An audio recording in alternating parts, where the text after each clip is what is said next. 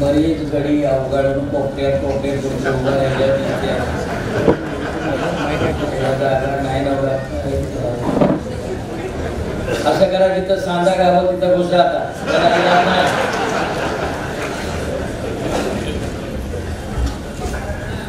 अजून मी हलवायचं आहे मी सांगतो तेव्हा या माझ्यावर धन्यवाद मित्र हो. कराड नगर परिषद कराड नगरपालिका वाचनालय कराड शारदीय व्याख्यानमाला सातत्याने गेले 87 वर्ष नवमानव शिल्पकार यशवंतराव चव्हाण यांच्या विचाराचा वसाने वारसा या नगरीमध्ये व्याख्यानमाला उजवते. अशा व्याख्यानमाले मला सौध्यांदा आपण प्रेमाने बोलवलं याबद्दल मी आपला सदस्य आहे. त्या कार्यक्रमाच्या निमित्तानं उपस्थित असणाऱ्या या नगरीच्या नगराध्यक्ष आदरणीय सौ शिंदे मॅडम, उपाध्यक्ष आदरणीय जयवंत पाटील साहेब, मुख्य अधिकारी आदरणीय यशवंत दांगे साहेब, व्यासपीठावर बसलेले आदरणीय शारदाताई, त्याचप्रमाणे ज्यांनी मला या ठिकाणी पहिल्यांदा निमंत्रित करण्यासाठी फोन केला ते स्वामी विवेकानंद शिक्षण संस्थेचे तळमावले या ठिकाणी प्रभारी प्राचार्य म्हणून काम करणारे आमचे मित्र आदरणीय घाडगे सर, सतीश घाडगे, डॉक्टर सतीश घाडगे सर, दुसरे माझे मित्र या ठिकाणी उपस्थित असणारे आदरणीय प्राध्यापक डॉक्टर सुभाष कांबळे सर, साहित्यामध्ये ज्यांनी थोडीफार सेवा माझ्या इतकीच थोडीफार सेवा केली आहे. फार आम्ही मगही म्हणणार नाही कारण आम्ही किती सेवा केली साहित्याची. 4 महिने प्रचंड पाऊस पडतो, आम्ही ओंजळ पसरले, आमच्या हातामध्ये 4-2 थेंब येतात, संपलं.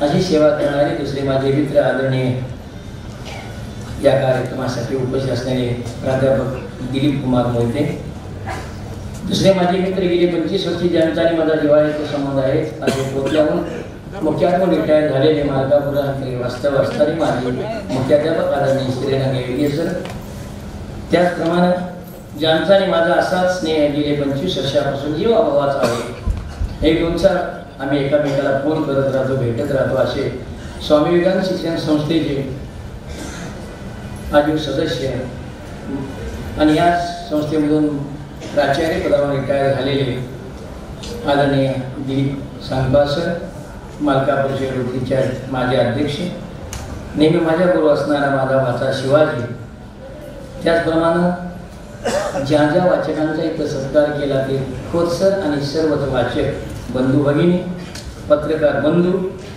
परिचित अपरिचित सर्वच, तसंच या कार्यक्रमाच्या निमित्ताने ज्यांनी मला या ठिकाणी बोलवलं ते आमचे ग्रंथपाल संजय शिंदे सर, ज्यांचा आणि माझा या निमित्तानं ऋणानुबंधाचा संबंध आहे असे माझे ग्रंथपाल आदरणीय आदमाने साहेब, ज्यांचं आदराने नाव घ्यावं की ज्यांनी मला हे व्यासपीठ दिलं ते कैलासवासी संभाजी बाबा थोरात आणि आनंदराव पाटील आणि आपण सर्व परिचित अपरिचित बंधू भगिनी.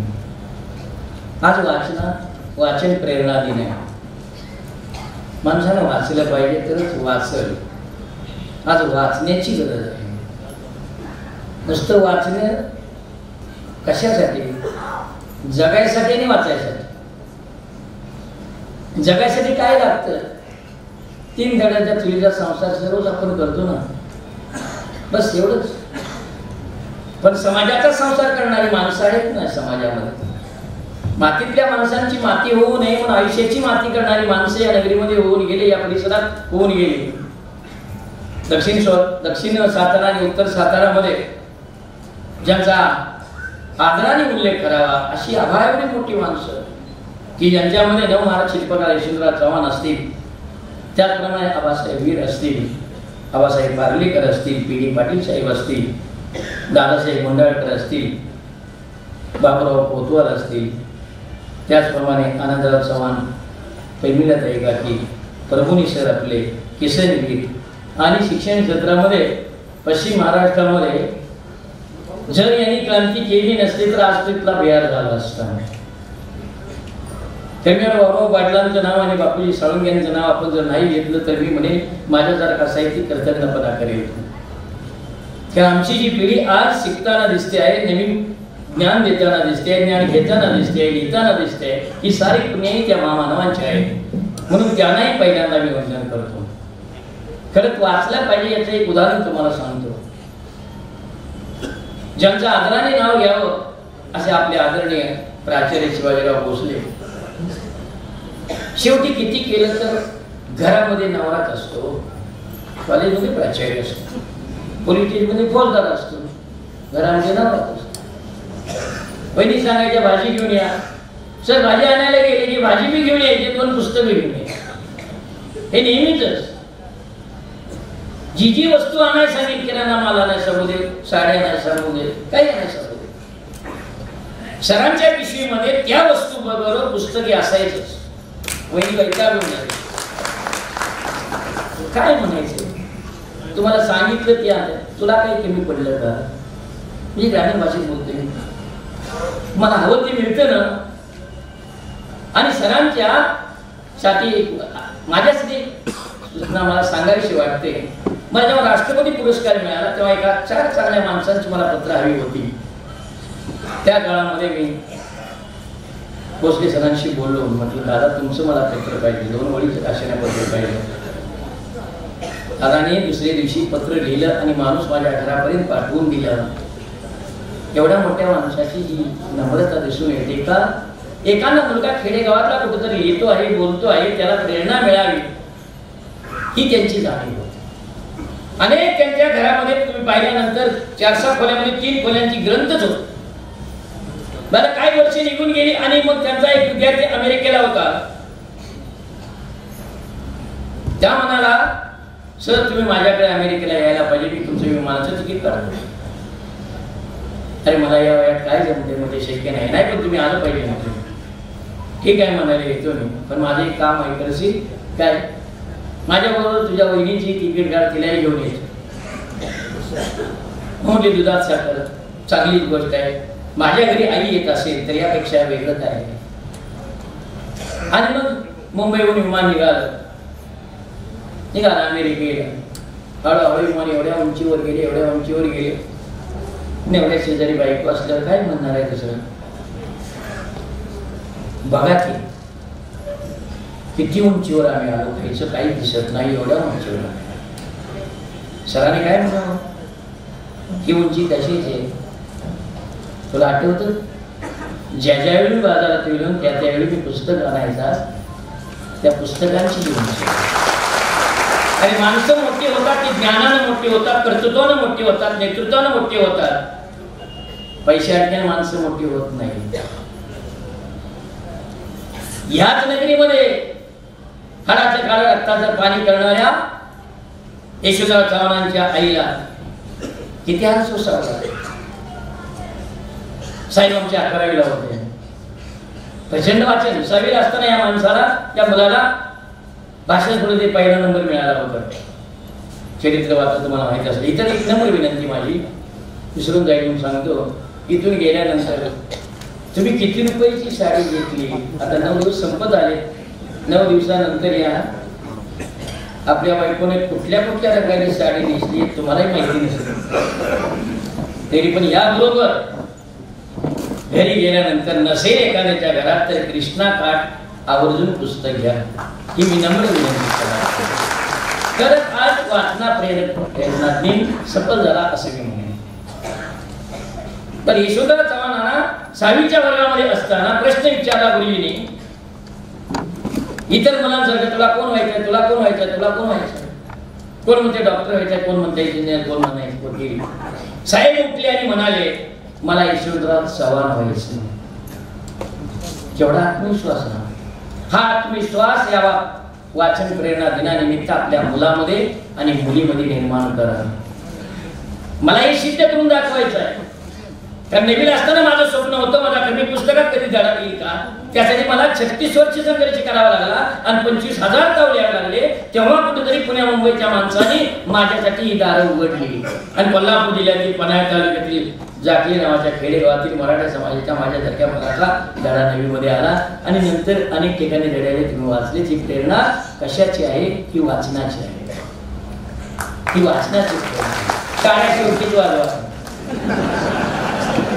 मी खुर्ची तिथं बसलो की नाही दुसरं काय नाही. मी खेड्याचा माणूस आहे. माझं चुकर हुआ आहे मुद्दा चुकला म्हणजे पुढं काय बोलायचं.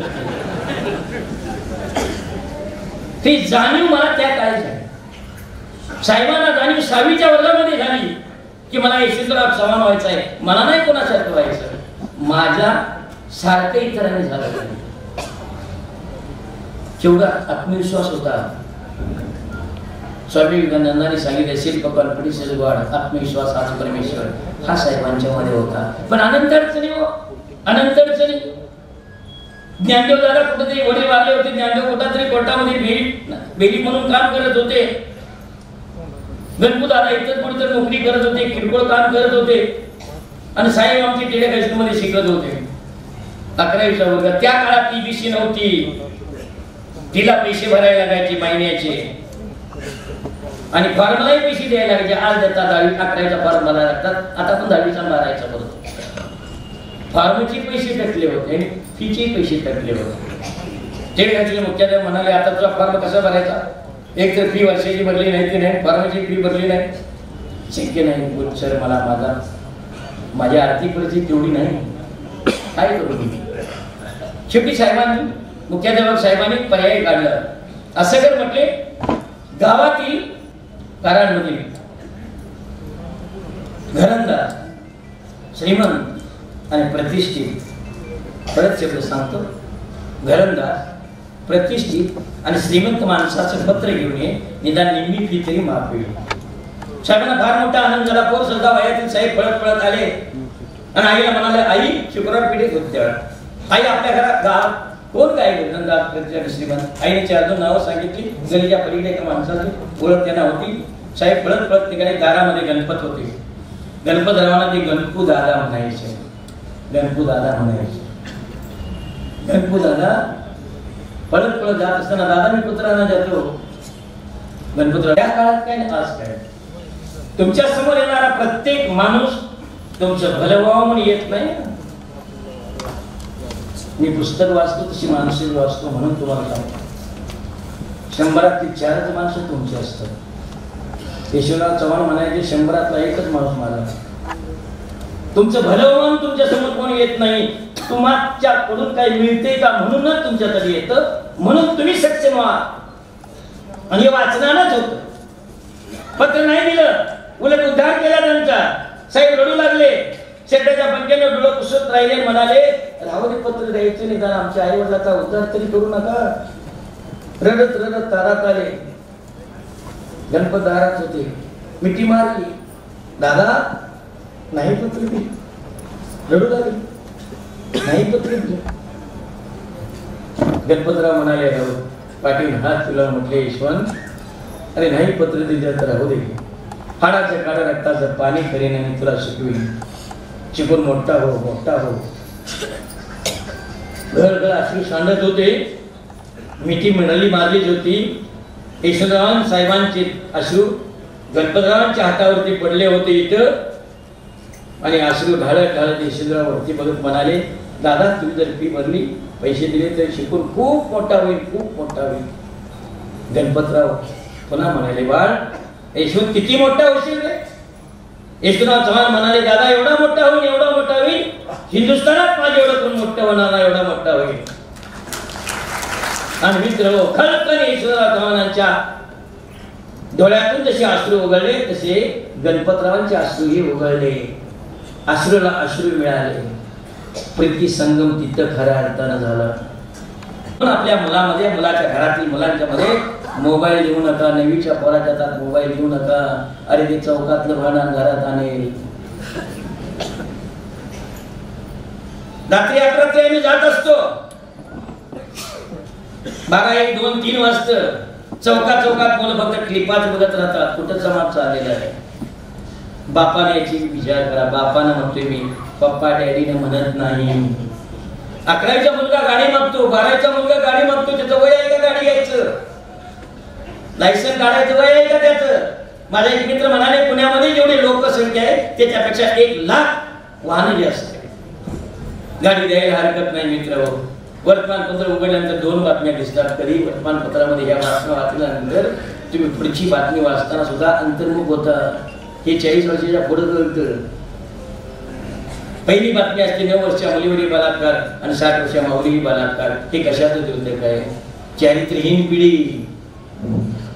दुसरी बातमी असते अज्ञात मनाने ठोकर दिल्यानंतर तरुणाचा मृत्यू. ही पोरं कोण आहे? 18 ते 25 वर्ष वयोगटाचे. आणि ती निम्मी मुलं आई बापाला एकटे आहेत आणि निम्मी मुलं अनमॅरिड आहेत. कारण माझ्या वडिलांना मी 4 जण मुलं, पण आम्हा 4 भावात 4च आहेत. कारण आमच्या वडिलांच्या वेळी फॅमिली प्लॅनिंग नव्हतं ना. मग कुणासाठी हे करायचं सांगा ना मला. बँकेत पैसा कोणासाठी जमवायचा? 2 मजली इमारत कोणासाठी बांधायची?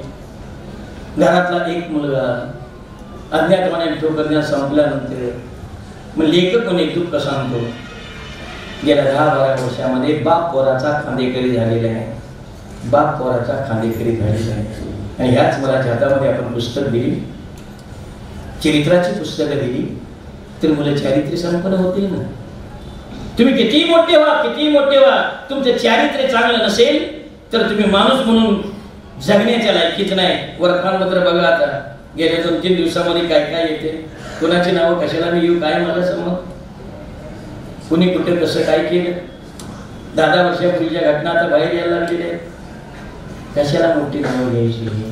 मग घराचं घरपण या निमित्तानं जपा, घराचं घरपण या निमित्तानं जपा. हे फार महत्वाचं आहे. म्हणून साहेब एवढे मोठे झाले. किती मोठे झाले पुढचा इतिहास तुम्हाला मी सांगत नाही. मुख्यमंत्री असतील, संरक्षण मंत्री, परराष्ट्र मंत्री, गृहमंत्री, उपपंतप्रधान आणि पायात पाय घातलाच नसता तर पंतप्रधान सुद्धा झाले असते. पंतप्रधान सुद्धा झाले असते. त्या महाराष्ट्राच्या मातीला एक शाप आहे. जामीनपूर्वक वाक्य बोलतो, कोण काय मला म्हणायचे ते म्हणू दे. आपल्याला 2च पाय आहेत, पण गोमीसारखे 1000 पाय आहेत. समोरचा माणूस पडला पाहिजे पायात पाय घालून. काय त्याला सुख मिळते त्यात कोणाच करू. हे जर झालं नसतं तर साहेब एवढे मोठे झाले असते. मी एकदा तरी मुलाला आणा. तुमच्या कितीतल्या बापानं आईनं विनवळ्यामध्ये सारखी घेऊन गेले मुलाला. साहेबांची तिथे गाडी आहे, कोट आहे, बूट आहे, चपला आहे, केवढी मोठी मिळालेली स्मार्ट, काय मानाची नाही. दाखवलं का कधी मुलाला? आणि सैराट, कारण पोराबरोबर आपण बी झिंगाट असलात तुम्ही. सैराट वाईट नाही सैराट काय आहे ते आपल्याला कळलंच नाही. नेमकेपणाने त्यामध्ये हे सांगितले 11वीच्या आणि 12वीच्या वर्गातील शिकणाऱ्या मुलांना प्रेम करायचं माहिती आहे का, कळतं का, त्याने प्रेम करावं का, त्याचं वय आहे का ते प्रेम करायचं. लग्न करायचं सोडूनच द्या, हे आपल्याला कळत नाही. वर्षाने हिरीत वर्ण उडी मारली, तेव्हा तुमच्या पोरला बंगल्यावर उडी मारायला कुठेतरी थांबवा. मग मुलांचं चरित्र घडलं पाहिजे, त्याचं चारित्र्य घडलं पाहिजे. आणि आई पण कसं असतं, विटा माता इथं होत्या, साहेब फिरत राहायचे. काय म्हणायचे आहे संभाजीराव थोरातांनी मला सांगितलेली घटना तुम्हाला सांगतो. कृष्णाकाठमध्ये ज्या ज्या माणसाने पत्र दिलं नाही त्या माणसाचं नाव साहेबांनी त्या कृष्णाकाठमध्ये लिहिलेलं नाही. हा त्यांच्या मनाचा मोठेपणा आहे. म्हणून साहेब मोठे झाले, कारण साहेबांना 12 खडीचे अर्थ कळले होते वाचनामुळं. ग म्हणजे गवत नाही, म म्हणजे मका नाही, भ म्हणजे भडजी नाही, न म्हणजे न नाही, ग म्हणजे गर्व असता कामा नाही, म्हणजे मस्तर नाही, ब म्हणजे भक्तीशिवाय मुक्ती नाही, आणि न म्हणजे नम्रता पराकोटी त्यासावी लागते, त्याशिवाय माणसं मोठी नाही होत. हे साहेबांना कळालं होतं. म्हणून साहेबांनी कृष्णाकाठमध्ये त्या व्यक्तीचं नाव लिहिलेलं नाही. कारण अशा मातेचा पुत्र होता. विटा माता इथं होत्या. महाराष्ट्र राज्यात देशाचे राष्ट्रपती आले कोयनानगर धरण बघायला, आणि येता येता विटा मातेला भेटायला आले. विटा मातेला भेटून आयुष्याचं सार्थक झाले म्हणाले, दर्शन घेऊन निघाले. विटा मातेने काय करावं? कमरेचा बटवा काढला, बटवा आणि एक चांदवडी रुपया काढला आणि त्या राष्ट्रपतीला दिला. नेजा तुझ्या पोराबाळाला खायला काहीतरी घेऊन. अरे केवढी मोठी दानकी, न शिकता सुद्धा किती शिकवलं या मागे नावाला. आणि म्हणून घराचं दर्पण जपत असताना, जगताना असं जगा. रस्त्याने चालला तर 4 माणसं तुमच्या संघ आली पाहिजे. दारूच्या दुकानापासून आमच्या संघ बसताना अशा ठिकाणी बसा 4 माणसं तुमच्या सावलीत बसली पाहिजे, सवासात बसली पाहिजे. आणि मरण कुणाला चुकलं? कधीतरी आपण म्हणू तेव्हा निदान घरची माणसं सोडून 4-2 माणसांच्या डोळ्यात पाणी आलं पाहिजे, असं आपल्याला मरण यावं. वाचनालय आणि वाचन संस्कृती कोणी सुरू केली माहिती आहे तुम्हाला? अलेक्झांडरनं जग जिंकलं. जग जिंकायसारखं काय राहिलं नाही. काय करू? सामान्य माणसाने का सांगितलं, तू माणसं मारूनच जग जिंकलंस ना, माणसानं माणूस म्हणून जगावं असं काहीतरी कर ना. म्हणून अलेक्झांड्रिया या ठिकाणी जगातलं पहिलं वाचनालय अलेक्झांडरने सुरू केलं. हे आपण विसरता कामा नये. अरे केवढ्या मोठ्या माणसाने केवढं मोठं काम करून ठेवलंय. म्हणजे जी मोठी माणसं झाली त्या मोठ्या माणसांचं चारित्र्य होतं. डॉक्टर बाबासाहेब आंबेडकरांचं नाव घेताना 8 वर्षाचा अभ्यासक्रम 2 वर्ष 3 महिन्यामध्ये पूर्ण केला. त्या साहेबांनी फक्त घटनेचे शिल्पकार एवढंच माहिती आहे, हे मुलाला आपण कधी सांगणार? म्हणून मुलाने चरित्र वाचावं, चरित्र वाचावं. आद्य क्रांतिकारक आमचा उमाजी नाईक 350 रामोशी घेऊन इंग्रजांशी लढत राहिला. 1818 ते 1836 पर्यंत झडकी फळ करून ठेवलं. 200 बिघा जमीन, 200 बिघा जमीन आणि 10,000 रुपये चांदवडी रुपये त्याला पकडायसाठी ठरवलं. कुणी पकडून दिला? इतिहास आला खोटा आला. आपण बारकाईने कधी बघतच नाही. वाकून बघायची सवय आपल्याला आहे. आपली डोळ्याचा झाकून दुसऱ्याचं बघायचं. वाकून ही प्रवृत्ती बदलली पाहिजे आणि वाचनानच बदलते. मनात मन मोठं त्यामुळे होतं. कुणी पकडून दिला? बहिणीने पकडून दिला. एवढ्या निष्ठुर आहेत का बहिणी भावाला पकडून दे? नाना नाईक नावाच्या त्याच जातीतल्या माणसाला पकडून दिला. जातीवाचक बोलत नाही मी, पण सांगतो तुम्हाला, कधीच जात नाही ती जात. दुसरा एक शब्द आहे जात, दळायचं. त्यात काही बी घाला, निघून जाते ते जात. हे गेलं पाहिजे. 3 फेब्रुवारी 1836 साली या माणसाला फाशी दिला. 3 दिवस झाडावर येत होता. 3 दिवस झाडावर येत. म्हणून मुलांनी चरित्र वाचावं. कुठल्या तरी मालिका बघण्यापेक्षा मुलांना हट्ट करून तुम्ही त्यांना सोबत घेऊन संभाजीची मालिका बघा, म्हणजे करेल खरा इतिहास काय आहे. केवढी स्वप्न, केवढी संकट आणि त्यातून काढलेला मार्ग अंगावर शार येतात बघताना. नाही तुझ्याशिवाय मला म्हणाल, माझ्याशिवाय तुला म्हणाल. त्याच मालिका आहे. काय त्या मालिकेची? दर 3 महिन्याला एखादी बाई उठते, मंगळसूत्र तूट जोडते आणि दुसरा नवरा करते. नवरं बदलायच्या मालिका आल्या. कुठे गेली संस्कृती? काय नावं घेतली ना मी. छत्रपती शिवाजी महाराज, शाहू महाराज, संभाजी महाराज, कबीरभाऊ पाटील, बापूजी साळुंखे, महात्मा फुले, सावित्रीबाई फुले, किती मोठी नावं सांगावी. यांची संस्कार आपल्यावरती गेले. काही संस्कृती आपल्याला सांगते बघा. 10-12 वर्षाचा माझी आई मला म्हणायची, बा अन्नामध्ये नका काढू नको रे. मी म्हणायची का गाई? आई म्हणायची, बा तांदूळ पाकडता चुरे घालता 4 तांदूळ चिमण्यांना टाकले. त्या चिमण्या तांदूळ उचलत आहेत. चुकून एखाद्या चिमणी तांदूळ समजून तुझं न उचलेल, त्या चिमण्याचं हातोडे तेवढंच पाठवून जाईल. मरे बिचारी चिमणी.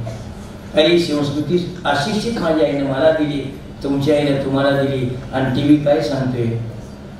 विचार करा, त्याचा विचार करा. नाही आम्ही दोघे एका वर्गात होतो, ओळख झाली, 12वीला काय बसता आलं नाही मग पळून गेली पळून. त्या मुलीने विचार केला का हो? त्या मुलीने हा विचार केला, माझा भाऊ कॉलेज शिकतोय, त्याचं शिक्षण पूर्ण होईल का? त्या मुलीने विचार केला की माझी बहीण शिकते, तिचे लग्न होईल का? त्या मुलीने हा विचार केला, माझ्या आईला हळदी कुंकवाला पण बोलवेल का? त्या मुलीने हा विचार केला का आता माझा बाप ऑफिसमध्ये जातो, नाही तर शेतकरी असेल तर देवीच्या पायाला सुग्रास बघायला जातो. माणसं काय म्हणते त्याच्याकडे बोट नव्हती, याच माणसाची पोरगी पळून गेली. संस्कार त्याच्यावरती घडवा. कारण उंच वाढणाऱ्या झाडांचे पाने जमिनीकडे निमुळते असतात की नम्रता मुलांच्या अंगी यावी अशी या निमित्ताने मी अपेक्षा करतो. आणि जाता जाता एवढंच म्हणेन, कितीतरी वर्षापूर्वी 1987 32 साली स्थापना, 87 वर्ष. दिव्याने दिवा लावेल असता मूळचा दिवा उन्हा होत नाही. हा ज्ञानाचा प्रकाश तुमच्या घरी यावा अशी अपेक्षा व्यक्त करतो. बसवीचं सांगतात, गाय दूध कुणाला देते? पाठीवर बसणाऱ्याला नाही, पायाजवळ बसणाऱ्याला. ही पायाजवळ बसणारी नम्रता आपल्या मुलांच्या अंगी यावी अशी या निमित्तानं अपेक्षा करतो.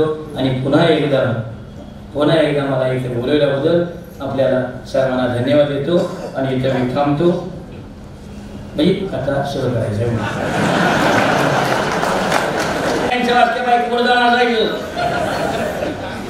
आम्ही तुम्हाला काही कर्ज काढायला सांगितलं होती काय? त्यामुळे निवांतपणे हसायचं, दिले बसायचं. विनोद कळावा अशी अपेक्षा आहे. कळला असा सांगतो. त्यातनं नाही कळला तर माझं नशीब. मग काय करायचं? कथाची सांगणार. त्या कथेचं नाव आहे यात्रीचा पाहुणा. 2000 कार्यक्रम झाले. प्रत्येक ठिकाणी वेगळा नमुना, प्रत्येक ठिकाणी वेगळी तऱ्हा, अनेक ठिकाणी वेगळे वेगळे अनुभव आले. त्या अनुभवाची एकत्र करून मी आपल्यासमोर ही कथा सांगणार. ही एका कुठल्या ठिकाणी घडलेलं नाही. यातलं समजा एखाद्याला वाटलं हे माझ्यावरच मीच पात्रते आहे तर ते योगायोग समजा. कथा छापून आलेली आहे. तुमची माझी काही लई ओळख नाही. काही 4 जण माणसं माझ्या ओळखीची काय, पण त्या माणसाला मिळून कुचकापणा करणार नाही. परवाची गोष्ट, कामानिमित्त कोल्हापूरला गेलो होतो आणि 25-30 वर्षाचा जुना मित्र माझा BK मोरे भेटला. जिन्यासंस्थेला उजाळा मिळाला. चहा पाणी झालं, गप्पा गोष्टी झाल्या, महालक्ष्मीचे दर्शन घेतलं. आणि परतीच्या प्रवासाला निघताना तो मला म्हणाला, अरे एवढी पुस्तकं लिहिलीस, अनेक ठिकाणी कार्यक्रमाला जातोस, माझ्या हायस्कूलला कधीतरी भेट दे ना. मी ठीक आहे म्हणालो. दोघांच्या वाटा वेगळ्या झाल्या. पुढच्याच महिन्यामध्ये आंधळगाव नावाचं एक गाव कोकणामध्ये होतं. या ठिकाणी गॅदरिंगचा प्रमुख पाहुणा म्हणून गेलो होतो. कार्यक्रम झाला, संध्याकाळी राहिलो. दुसरीच्या एका मित्राच्या घरी जेवण झालं आणि परतीच्या प्रवासाला लागलो. रत्नागिरी सांगली या रस्त्यावरती 2-2:15च्या दरम्यान मला उजव्या हाताला, पूर्वीला 2 गाडी होती, उजव्या हाताला एक बोर्ड दिसला, न्यू इंग्लिश स्कूल कांचनवाडी. अरे म्हणजे आपल्या मित्राचं हायस्कूल आहे, जायला काय हरकत आहे. ड्रायव्हरला सांगितलं, बाबा थांब तिथं, मी जरा जाऊन येतो. मी आपला निघालो. हळूहळू उतरून रस्त्यावरून रियल टाईप इमारत दिसत होती. सुंदरपैकी नाव रंगवलेलं होतं, न्यू इंग्लिश स्कूल कांचनवाडी. एका बाजूला हौद होता, दुसऱ्या बाजूला बाग होती. काही मुलं हौदाकडे जात होती, काही ग्राउंडवर निघाली, काही पोरच्या खाली होती. पोर्चमध्ये 2 व्यक्ती दिसत होत्या. मी हळूहळू पुढे निघालो. जरा जवळ गेलो तर पोर्चमध्ये मला एक व्यक्ती दिसली, खाकी कपड्यातली, म्हणजे शाळेचे शिपाई असणार, खाकी कपड्यात म्हणतात. दुसरी एक व्यक्ती दिसली, पांढरा टी-शर्ट, पांढरी पॅन्ट, टी-शर्टावर इन-शर्ट, त्याच्यावर पुन्हा पेड. ते इथनं बाहेर आले. 140 रुपयाचा ॲक्शन शूज, तमास गेल्यासारखं केस चापून चुकून बसवलेले आणि गाड्यात शिट्टी, बऱ्यापैकी कमवलेली गाडी, म्हणजे शारीरिक शिक्षणाचे सर असतात. गाडी वळी काय पुढे निघालो तोपर्यंत सर आणि मुलं बोलत होती. सर मुलाला काय म्हटले, अमर पोरच्या असा, सर इथं पोरं खाली. अमर मुलांना घेऊन ग्राउंडवर जा. मी ओळखले या वर्गातला सेक्रेटरी असणार. मुलांना घेऊन ग्राउंडवर जा. तो म्हणला, सर पोरं समोर ड्रिल करत नाहीत, डिस्को केल्यावर चालते ती. अरे तिची नावं घे, नाव घेऊन काय करायचं सर. पोरं म्हणतात, सर खात्यात काही घेतात, घे ना नाव घ्या. अरे मग तुला शेकडी कशाला गेला. तेच म्हणतोय म्हणला मी. म्हणते हेच म्हणतोय म्हणला मी, शेकडी केलं नसतं बरं असतं, पूर आई म्हणून शिवाय दिली. सर जरा हसले, हसला बरोबर पोरा तेवढा मुद्दा झाला. सर म्हणला, बॉल दे की बॉल. गाडवा पोरगाच होता, दोन्ही पाया उभा होता. आम्हाला बी हुशार होतं. त्याने जवळ दुसऱ्या पोराला बघितलं आणि मला म्हटली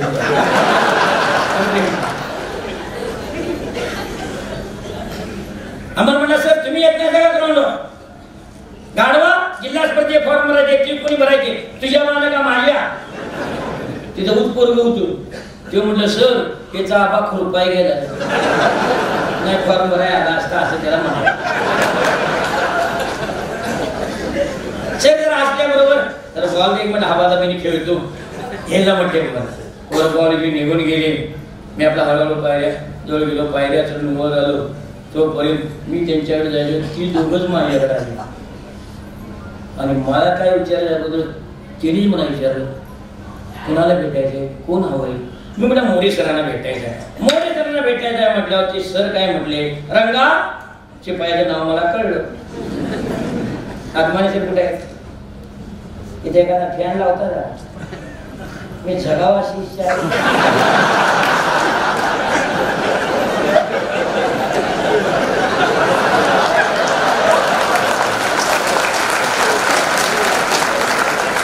कोण सोय करणार वाचनाची नाही आमचंच कुणीतरी उद्या वाचायला मला एकूण बायकून 3 पोर आहे रंगा साहेबांच्याकडे घेऊन जा आता काय करू नका मला आता पेमेंट काय लावणार आतमध्ये नको काय करू मला हे स्वस्त आहे सोसायसाठी माझं वय आहे मला काही त्रास होईल असला रंगा साहेबांच्याकडे घेऊन जा मला ते शिपायाचं नाव कळलं साहेबांच्याकडे घेऊन जा म्हटलं मी हबापलो पण साहेब त्यांना शब्दालाच मी भेटतोय होय अहो आजकाल कोण बी कुणाला बी साहेब म्हणते बायको नवऱ्याला साहेब म्हणते आमच्या साहेबांना हे आवडत नाही आमच्या साहेबांना ते आवडत नाही का आवडत आमच्या बाचं काय झालं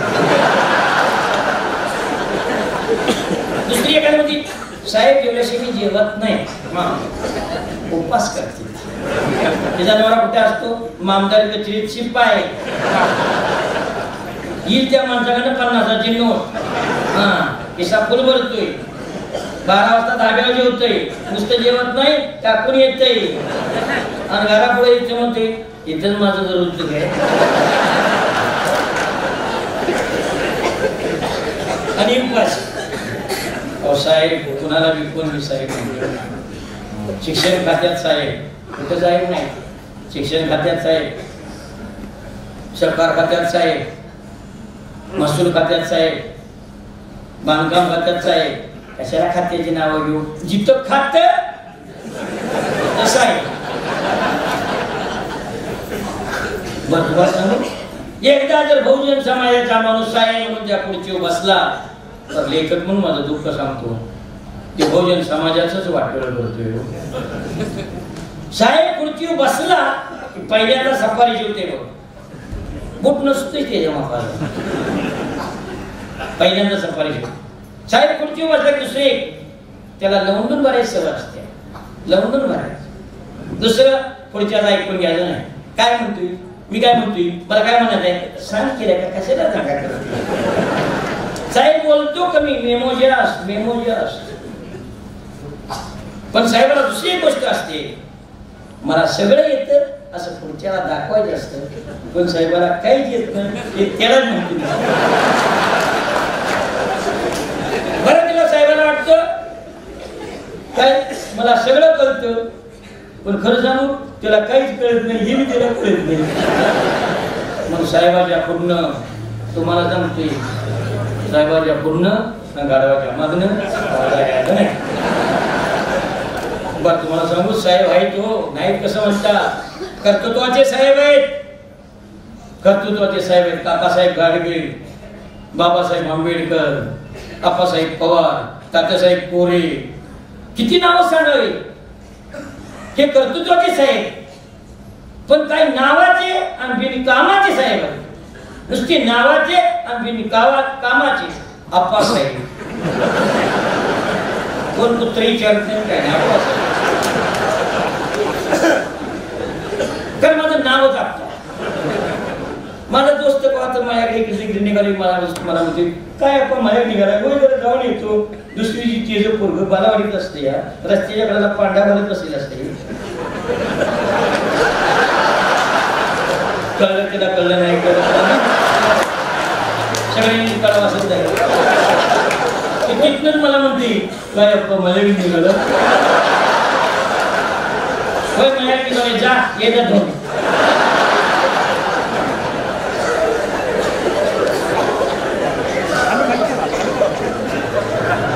तिकडे बाजूला जाऊन हात इकडे तोंड दिसत नाही.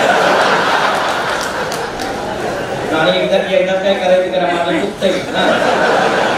मी अगोदर सांगितलं मला फॅन लावा मला सोचत नाही म्हणे. आताच त्याच राहावं लागतं लग्नात येऊ माझं. त्यांचा सांगताच पाणी प्यायला एका त्यांचं होऊन गेली मग मला सांग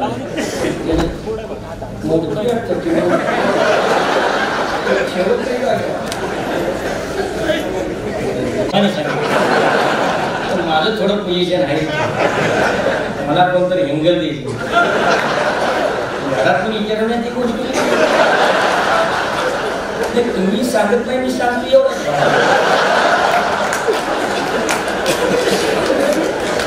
झालं का बाबा टाइमपास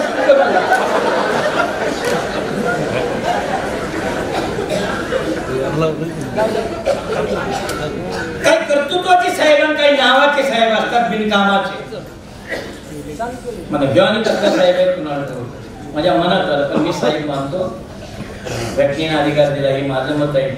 कदाचित मित्र चुकीचा असेल. मी दोन माणसांना साहेब मानतो. एक नवमानव शिल्पकार यशवंतराव चव्हाण साहेब आणि आजची महाराष्ट्राची अस्मिता शरद पवार साहेब.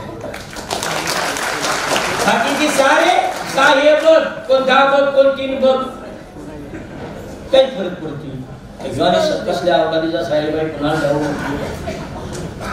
आणि म्हणून मी आता त्या रंगाकडे बघतोय तर रंगात मला म्हटला चला साहेब झक मारली साहेब म्हणून त्याच्या पुढे निघालो. एक सुंदर इमारती पुढे पुढे मी निघालो होतो. असा पोर्च संपून पुढे निघालो. त्या पोर्चवरती एक पिलर होत असतो ना पिलर अशी जागी त्या पिलरला डावा पाय असा लावून डाव्या तळव्यानं उजव्या अंगठ्यात तंबाखू मारलेला एक शिपाई दिसला कपड्यातला. त्यानं मला बघितलं हात मागे घेतला. याला आपलं पोझिशन आहे बरं आपल्याला कोणतरी भेटते मी असंच केलं निघाल तर पुढं बघितलं मुख्याध्यापक केबी दिसलं पडदा दिसला वर बोर्ड होता मुख्याध्यापक B.K. मोरे. आपला मित्र काय मुख्याध्यापक नाही घोटाळा झाला. तर तोच म्हटला थांबा साहेब गेला विचारायला. तो ती शिपाई इकडं निघाला इकडे बघायला लागला. आणि प्रत्येक वर्गात शिक्षक शिक्षिका वाकून बघायला लागले. कोण आलं आपल्या शाळेत कोण आलं. माणसाला एक सवय असते आपलं ठेवायचं झाकून दुसऱ्या. मग ती शिपाईला खुनवायला लागली. त्याने मी खुनवी केली कारण निम्म्या वयातला बऱ्यापैकी कपड्याचा माणूस शिक्षण खात्यातच कोणतं राहिलंय असा त्याचा समज झाला आणि खुनवी केली. आणि आई शपथ तुम्हाला सांगतो शिकवाय सुरुवात झाली.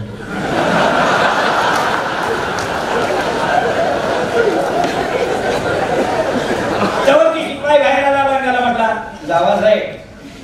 मी आपला आत गेलो. आत त्या साहेबांनी त्याला काय सांगितलं पुन्हा ते उठून उभा नमस्कार. मी नमस्कार केला नाही करून काय ते तिकडे बसले मी इकडे बसलो. नौकाच माणूस होता माझा दोस्त नव्हता. मी एकदा बघितलं दुसऱ्यांदा बघितलं गडी असला म्हणून काय झालं बिनवळखीच असला म्हणून काय झालं कितीला बघायचं. मी आपलं काय केलं पायावर पाय टाकला. पायांची एक ठीक झालं हो. आता तर काय करायचं इशारा घातला. इशारा तुझ्या अंकरजीभ लागला. मी आपला घाम पुसायला लागलो. घाम नव्हताच हो पुसायला लागलो. लगेच साहेबांनी बेल मारली. बेल मारलं जात्याला नांगाची पाया गाडवा वरती दिसते मास्तर गाडवा उभा राहिला तू काय म्हटला नाही. काय साहेब फॅन कुणी लावायला तेव्हा सांगितले साहेब म्हणजे कारण मी घाम पुसत होतो मला गरम होते असं साहेबांना वाटायला लागलं म्हणून ती म्हणतात फॅन लावा. तुम्हाला कवा सांगले सांगायला लागतं. किती वर्ष नोकरी करतोय? नोकरी मग 12 वर्ष झाल्या म्हटला. ह्या शाळेत फक्त 9 महिने झालं बदलून आलो. तर 9 दिवसाचा हिशेब पुढचा मी कशाला? मी काय डॉक्टर आहे? त्यांना आपला फॅन लावला. फॅन लावल्याबरोबर मी तांब्याकडे बघितलं. टेबलावर तांब्या होता. 5वा तास मधली सुट्टी संपून 5वा तास सुरू झाला होता. तांब्याकडे बघितलं. साहेबांना पाणी दे म्हटलं. त्यांना आपलं तांब्या उचलायला द्यायला लागलो. साहेबांना ताजं पाणी दे. ती गडबडली. सकाळी हौदातला तांब्या घासून धुवून स्वच्छ करून पाणी भरून आणलं होतं. ते दुपारपर्यंत संपलं होतं. उरलेलं पाणी त्याला बाहेर ओतून पुन्हा हौदातलं भरून आणून ठेवला होता. थेंब सुद्धा संपला नव्हता त्यातला. तरी पण बाहेर वतायचं आणि त्याच हौदातलं आणायचं. ताजं तुमचं शिरं तुमचं. तर साहेबांना ताजं पाणी दे. साहेबांना लवून पाडायचं. झक मारे ते पाण्याने निघडले. तोपर्यंत मागाचा शिपाई पडद्याच्या जवळ येऊन थांबला होता. पडदा पूर्ण होता पण खाईने जरा मोकळा असतोच की. कवा बघा तुम्ही पडदा कवा जमिनीवर नसतो. आणि जर ज्याचा असेल ते जरा वर घरात गेलं तुझी आयडिया करा. कारण मला त्याचे पाय दिसलं. पाय शिपाई सगळी वाटून बघतात. मी बघून असं कुठे नमस्कार माझ्याकडे बघा. मी म्हटलं मोरे सरांचा मित्र. मोरे सरांचा मित्र छान अलग लाभ म्हटले. माझ्या शाळेतले मोरे सर विद्यापीठात BEd ला पहिले आलेत. BSc BEd माणूस. मी मोरे सरांचा मित्र हे त्यांना ऐकलं शिपायानं आणि ती गेलीच नव्हती. गेलं सगळ्या वर्गात सांगून सुटलं. हे शिक्षणाधिकारी नाही.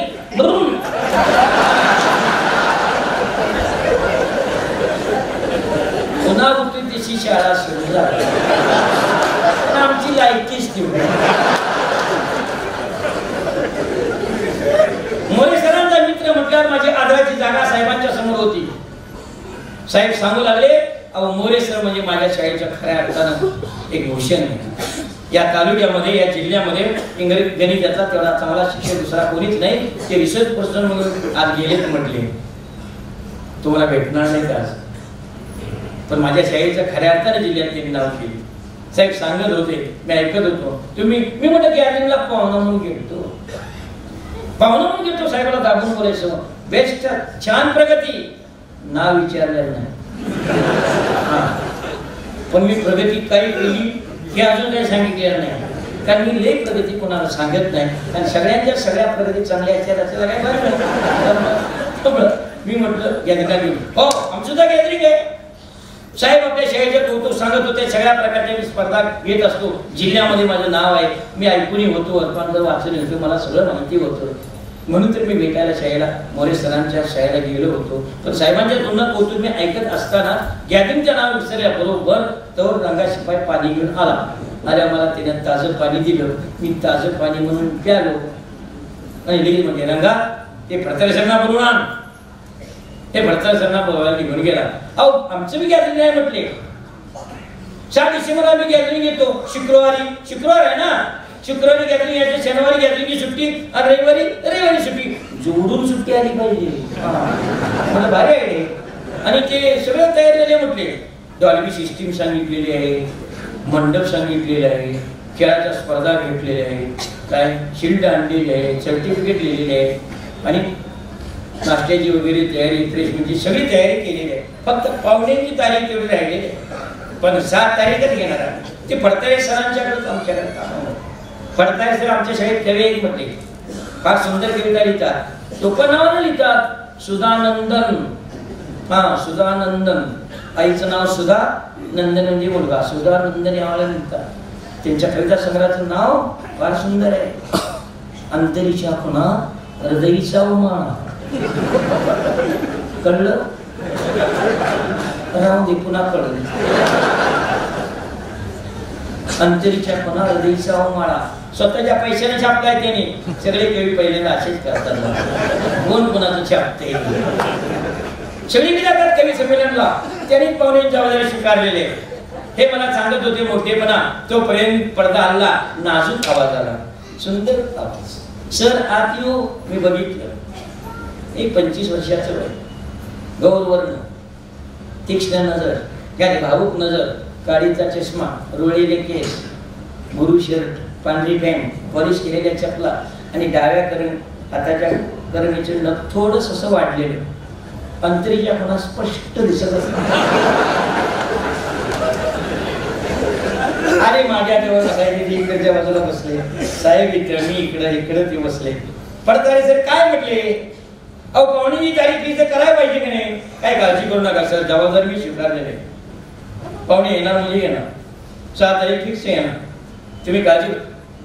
फोन केला होता, ते कुठं बाहेर गेलेले आहे.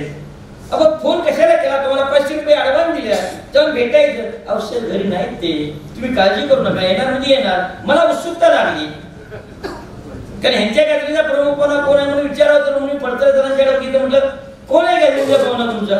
पडतळ सरांनी माझ्याकडे बघत म्हटलं अप्पासाहेब खूप. तुमच्या गॅदरीचा पाहुणा मीच आहे, मलाच माहिती नाही, तरी पण याला नाव सांगितलं नाही. तुमची ओळख आहे, मग चांगली ओळख आहे. 1986 87 साली वाळव्याला साहित्य संमेलन भरलं होतं. म्हटले नागनाथांना मी फार मोठं साहित्य संमेलन घेतलं होतं, ग्रामीण आदिवासी साहित्य संमेलन घेतलं होतं. म्हणजे तिथं मी होतो, चंद्रमान नरगे सर होते, आप्पासाहेब खोत होते, विश्वास पाटील होते, काय भास्कर चंदनशी होते, कॉमन व्हाळ होते. सगळे मिळून आम्ही चहा घेतला आणि सरांनी त्याच वेळा मला शब्द दिला आहे, आमच्या गॅदरिंगला घेणार म्हणून. नंतर सरांना एक पुरस्कार मिळाला. मी अभिनंदन पत्र लिहिले. 15-20 वर्षापूर्वीची ओळख, तासाभराची. कशी माणसं सख्य राहणार. उद्या तुमच्यातला कोण भेटला, मला म्हटला रात्री मी होतो बरं का, चांगली गोष्ट म्हणाली. कारण 10 तारखेपासून सलग माझा कार्यक्रम आहे. वर्षात 100 ठिकाणी जातो, पुन्हा कुणाची तोंड लक्षात राहतो आणि पुन्हा कोणाला शक्य आहे, शक्यच नाही ना. पण गेल्या 10-15 वर्षात माझ्यात काही फरक पडला नाही. थोडा काय वाटतंय, पण इथं त्याने तर मला काय पाहिजे नाही, बरोबर नाही तर नाही. हो दे म्हटलं तर याला नावच सांगायचं नाही. येणारा पासाहेब 100%. आणि सर तुम्ही काय काळजी करू नका, मी शब्द दिलाय, ठीक आहे. आणि मी कुठून गेले नाही. परत मुख्याध्यापक मोरे सर म्हटले हा माणूस एक कामाचा आणि मोरे सर एक माझी कामाचा. गॅदरिंगची पूर्ण जबाबदारी हा माणूस स्वीकारतो. हो कवी आहे. मग म्हटलं मुलगा कसा काय, आता कसा सांगायचा, काय बैल आहे का अवतार धरून बघायला. म्हणजे छानच आहे, तरुण आहे, तुमच्या शाळेत कवी आहे, शाळेला संस्थेला भूषण आहे. तेच म्हणतोय म्हटलं मुख्याध्यापकांनी, तेच म्हणतोय मी त्यांना जावई करून घेणार आहे. आता मी नको म्हणून त्याला येऊन मी कशाला उतरी, एवढा पुचकापणा मिळतो. अगोदर कवींची लग्न होईना, त्यात गेलाच नशिबाला मुख्याध्यापकांची मुलगी असते एखाद्याचं नशीब. मी म्हटलं छानच कल्पना, छानच कल्पना. मला साहेब इथनं उठलं आणि मला म्हटले माझ्या कल्पनेचं नशीब द्या काय. म्हणजे ह्याच्यापूर्वीचं नाव कल्पना नाही वाटतं. झकपट उत्तर पिकाला दिली, जावायच्या हात माझा लागला. त्यांना आनंद वाटला आणि चटकन ते म्हटले. मी म्हटलं मग येऊ मी नंतर. नाही ना म्हटलं, मोरे सरांचे मित्र आमच्या शाळेला पाहायला लागले, चहा पिऊन जायचा. तसं नाही जायचं. हे रंगा इकडे, रंगा जारे म्हटलं चहा घेऊन. हे बघ सायकल आहे का. शिपाई म्हटलं आहे. प्रत्येक शिपाई आहे म्हणून सांगते. तिची सायकल बी असती पण ती आपली नेत नाही. बिनकुलपाची नवी पोराची घेऊन जाते, ते बागतली घेऊन जाते, हौदाजवळ मी उठवून लावते आणि 5 वाजता पोर बोंबलं हेड मास्तराकडे येते आणि म्हणते सर माझी सायकल कोणी नेली. शिपाई तिथं आहे, कुठे ठेवली होती, हौदाजवळ होती. हा हौदाजवळ बागेत आहे, जा. दररोजची तक्रार म्हणून साहेबांनी सायकल आहे का, आहे केटली आहे, 4 चहा घेऊन ये आणि बघ बिस्किटचा पुडा बी घेऊन ये. पण स्टाफरूम मध्ये जायचं नाही. तर स्टाफरूम मध्ये गेलं की प्रत्येक शिक्षकाने म्हणायचं एकदी की बघूया कसं लागते. नुसता कागदच याचा असता साहेबांना म्हणजे स्टाफरूम मध्ये जायचं नाही. तिकडे उभं राहिले किटली घेऊन जा की, जातो की माझ्या एकदा साहेबांच्या जा की, जातो की जाईल. त्याचं कारण असं झालं, साहेब पुढची बघून मोठे म्हणून चहा नाही सांगते, तिथे उधारी एवढी झाली ते नावच सांगितलं पहिले मी तिथे विचार येणार नाही. साहेब सांगणे तुझा बास चहावाला काय घेणे जागे आता सरकत कशाबद्दल मोकळा जागा होता तिकडे ग्राउंड तिकडे ते गेले काय याला असं केलं मी खाली मारायची मी बघितलं होतं चोर असं केल्याबरोबर साहेबांनी गावावर पडला. साहेबांना आवडलं साहेब शिपाई रंगाने काय करावं हातच घातला शंभराची नोट घेतली. खरं तर साहेबांना 50,000ची द्यायची होती काय तरी पण साहेब म्हटले उरलेलं मागान बघतो म्हटलं पहिली उधारी बागली ती चहा नाही निघून गेली. साहेबांना सांगत होते शाळेचे फोटो करत होते काय खूप शाळेचं साहेब सांगत होते. तोपर्यंत आवाज आला सर आत येऊ म्हणायच्या अगोदर ते आत आला या म्हटले कपाळे सर या मगाची पेटीचे सर आत आले तिथे बसले. जिल्हा स्पर्धेचे फॉर्म टेबलावर ठेवले म्हणजे जिल्हा स्पर्धेचे फॉर्म त्याच्यावर सह्या करा. साहेब आपली सही करायला पहिली सही करता करता साहेब म्हटले अहो कपाळे सर हे तुमचं अक्षर नाही माझा अक्षर पुढे चांगला आहे म्हणले.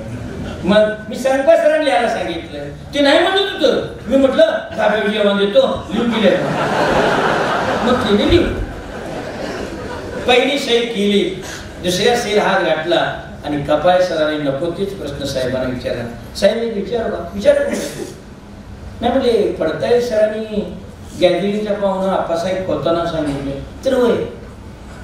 मग आप्पासाहेब खोत म्हणजे ग्रामीण लेखक तर होय ग्रामीण म्हणजे गावंडळीच की काय सांगते तिला काय येते माझ्या तोंडावर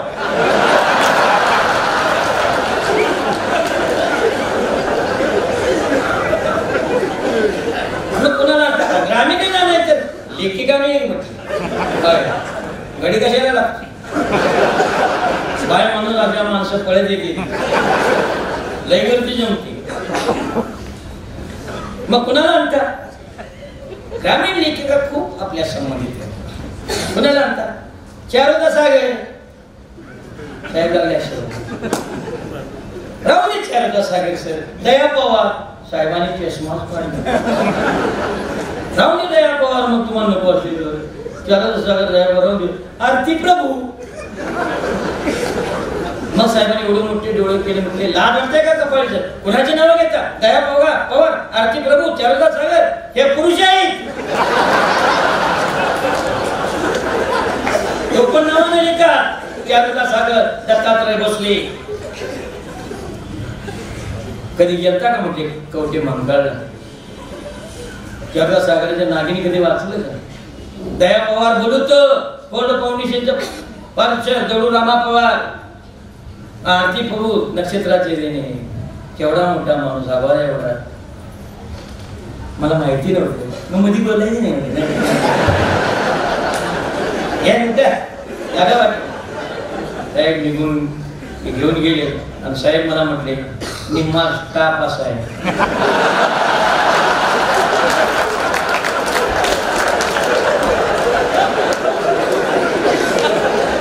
मला वाटत होतं मी खुर्ची बसली तर मी वागाव बसली मी वाटून बघितलं खुर्चीच होती मग मला कळलं की वागाव का बसलाय.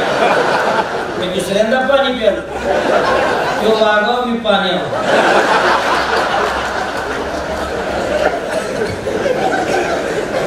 काय सांगायचे सर म्हटले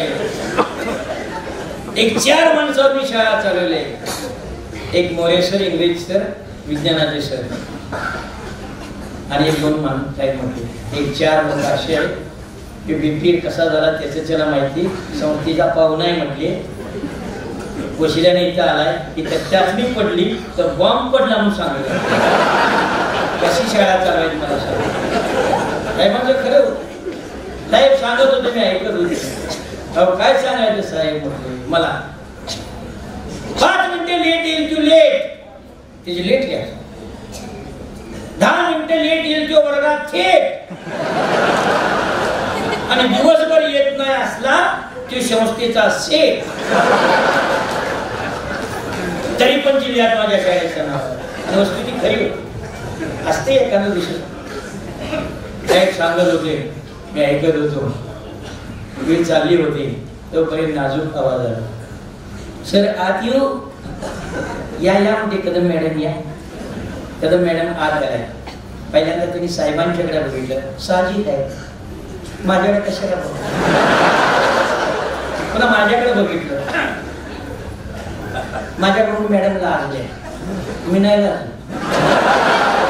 लागायला माझं वय शब्द आहे. मॅडम हळद म्हणल्या, सर एक काम होतं, सांगा. स्वागत गीत बदलूया का? नको नको म्हणले, नको नको नको. हा आयत्या मुलींचं पाठ होणार नाही, तुम्ही मोठ्याने प्रवृत्ती करणार, मग पाहुणं तुमच्याकडे बोलत असणार, त्यापेक्षा आहे ते असू दे. तर मॅडम फार हुशार. कदम मॅडमला तसं नाही सर, पडताळी सरांनी लिहिले. हा पडताळी सर म्हणजे वीक पॉइंट, भावी जावा आहे. हो फार सुंदर गीत आहे म्हटली. कदम मॅडम म्हणाल्या, मेरा पिया घर आहे चालूवर आहे. स्वागत गीत मेरा पिया घर आहे चालूवर, माझा जीव राहील. मी मॅडम 2 ओळी म्हणा. मॅडमने गाऊन म्हटल्या, कारण त्यांचा गाडा होता, माझा नर्द आहे.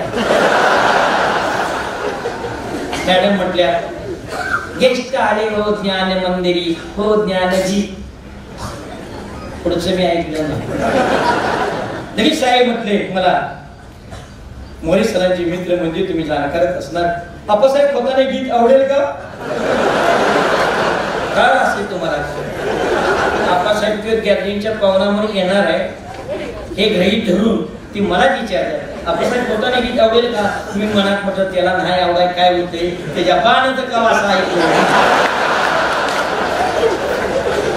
मॅडम ठीक आहे मॅडम. साहेब बोलत होते, मी ऐकत होतो, साहेब चर्चा करत होते. असा बराच वेळ चालला होता. तोपर्यंत मी चहाची वाट बघत होतो. तोपर्यंत एक सर आत आले. सर आत तू का म्हटले? ते डायरेक्ट आत. काय करायचं वागा बसून. रिटायरमेंटला फक्त 2 वर्ष राहिली होती. डोक्याचे केस पूर्ण असे फिरत होते, पांढरे शुभ्र, गाडी वाढलीच होती. 8 दिवस तर केली नसेल. हाफ शर्ट होता तो बी मळलेला, कागद फाटलेली, पॅन्टची शिलाई उसवलेली, चपला तुटलेल्या, भिंगाचा एवढा मोठा चष्मा हे आता आणि कागद हे आता. आत आले, माझ्याकडे बघितलं, मला त्याने काय हिंगलं अशी लई जणी येते म्हणलं असं. साहेबांच्याकडे बघितलं म्हणा, साहेबांनी बोल म्हणे, छत्रे सर रजा मिळणार नाही. कागद होता ना, रजाच पाहिजे.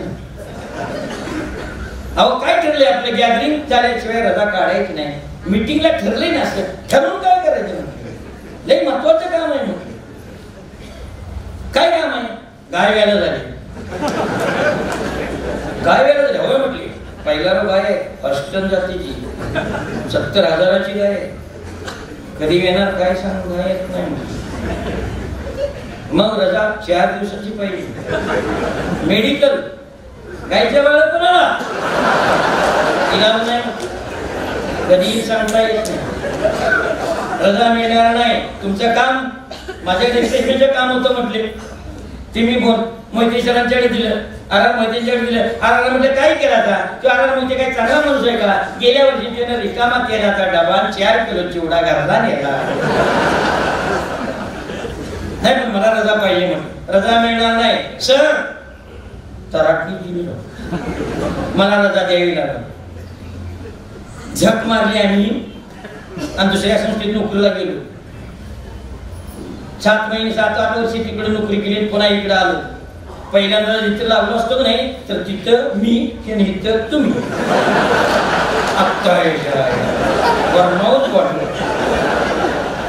माझी सिनियरिटी गेली म्हणून मी वय गेले नाही म्हटलं. कागद ठेवला, निघून गेला. निम्मा स्टाफ मला कळत होता. थोडा वेळ निघून गेला. आता चहा आला. त्या आल्याबरोबर लगेच शिपाई मला, पडताय सरांना बोलो.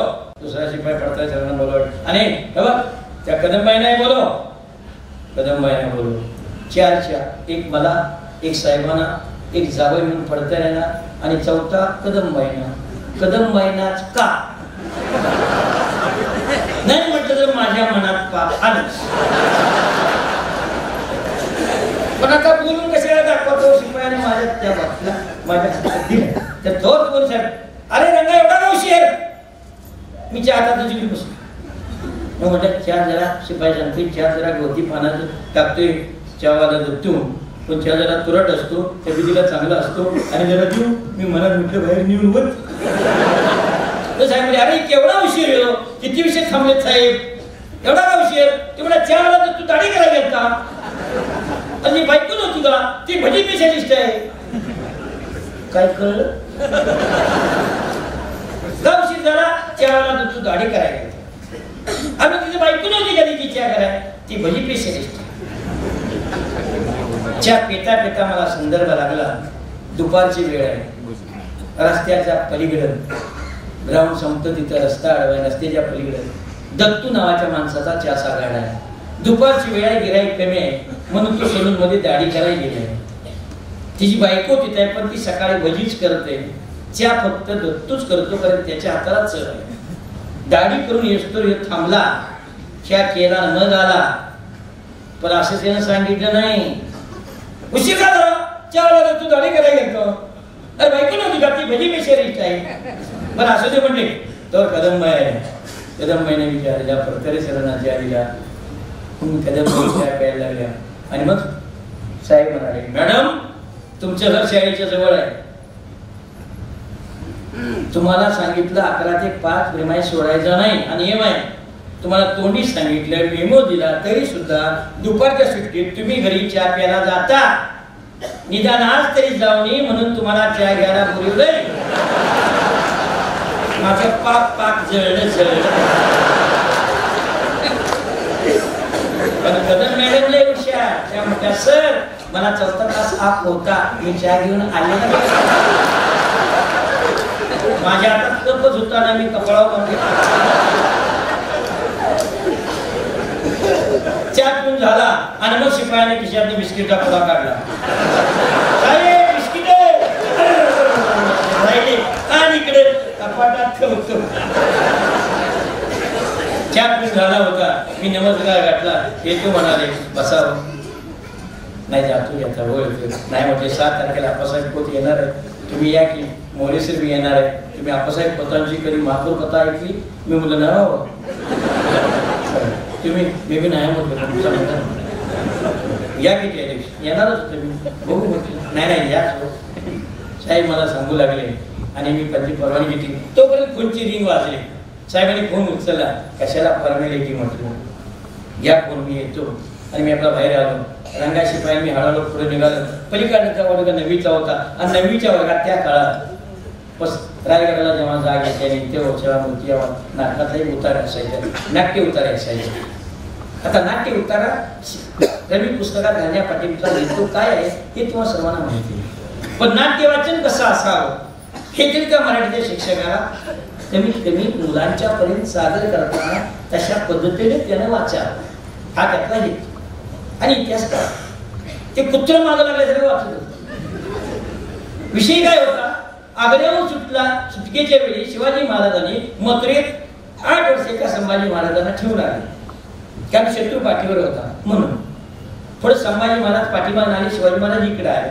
पुढे संभाजी महाराजांचं लग्न झालं येसूबाईला, आपल्या पत्नीला. ते काय म्हणाले की आबासाहेबांचं माझ्यावर प्रेमच नाही. जर कोर्टच्या गोळ्याला 8 वर्षे तिथे ठेवून आले, प्रेम असतं तर ठेवलं असतं का? हे जेव्हा आबासाहेबांनी ऐकलं तेव्हा बाप म्हणून दुःख आणि राजा म्हणून दुःख जे व्यक्त त्याने केलं तो उतारायचा. पण शिक्षक कसा वाचवला? कुत्र मागं लागले जातात. सुनबाई राजाला मागं दुसऱ्याला विचार करा, मुघलांच्या पाठीवर शेवटी सोडा, त्यांचा सुचवा. मी तिथंच थांबलो. हे नाटक मी FYच्या वर्गात असताना त्या काळात सायकलवरनं 14 किलोमीटर प्रवास करून जाऊन बघून आलो होतो. आणि मी तो माझ्या नशिबाने BEdला एक्झाम जे असते वार्षिक लेसनला तोच उत्तरा शिकवला होता. आणि मी माझ्याशी बोलू लागलो, जागेवर थांबलो. सोनबाई राजाला मागे टाकून यायला मी त्यांचे दुश्मन का होतो? विचार करा, मंगलमच्या पाठीवर सोबती हेरांचा सुसुळाट जरा गपलत होती तो राजे गमिनाच्या हाती सापडते. एकट्याचा जीव धोक्यात असतात तर मामला वेगळा होता. सोनबाई चिमुकले राजे दौलतीचे वारस, ते जर गमिनाच्या हाती सापडते तर दौलतीचा समोर उच्छेद झाला असता. त्या रात्री राजाने आमच्या कमरेला मिठी मारली आणि पत्तराला पाजर फुटेल असा टाहो फोडला. आबासाहेब, आम्हाला एकट्याला टाकून नाही ना जाणार. सोनबाईंनी शब्द ऐकले आणि आमच्या शिरावरचा मुकुट ढळवळला. कमरेची समशेर लटपटली, पायातलं त्रास नाही झालं. त्या रात्री आणि यमुना पार झालो. बरोबरीच्या सौंदर्याने आमच्या मुद्रेवर फक्त निर्धारच पाहिला, पण आमच्यातल्या तडपडणाऱ्या पित्याचे अश्रू फक्त यमुनाबाईने पाहिले. वेडा पोर मनात ठेवून वागतो, पण खुल्या दिनानं आमच्याशी कधी बोलला का नाही, बोलला का नाही. जगदंब जगदंब. साहेब रंगा माझ्या जवळ आला. मी भानावर आलो, पायऱ्या उतरल्या, घरी निघून आलो. घरात गेलो, सगळ्यांना सांगितलं, मुलांना सांगितलं, मुलीला सांगितलं, बायकोला बी सांगितलं. पुढे हसून पुरे वाट झाली. जेवण झालं. 9 वाजता कोणची रिंग वाजली. रिंग एवढी नाजूक होती, म्हटली फडताऱ्याचीच असतात. हॅलो बोल म्हटलं फडतारे. सर तुम्ही मला ओळखलं? तुला नाही का कोण ओळखलं?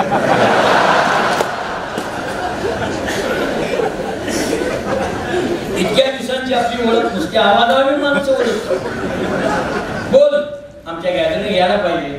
आता जरा आडेवेडे घेतले पाहिजे. म्हणजे जास्त लांबला होत नाही कधीतलं, पण तरी पण मी जरा थोडं वेळ आडेवेडे घेतले म्हणून सांगितलं. ठीक आहे म्हटलं.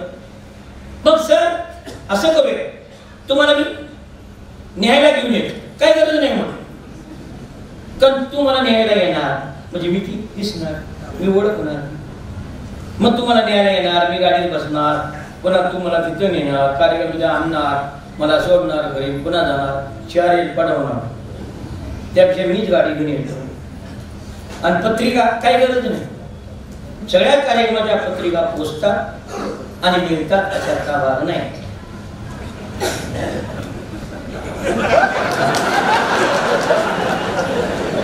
तासभर मला थांबायचं, मगाशी घासना पण मिळाली. सगळ्या कार्यक्रमाच्या पत्रिका मिळतात अशाचा भाग आहे. मी येतो. ठरल्याप्रमाणे तो दिवस आला. मी गाडी घेतली, आपला निघालो.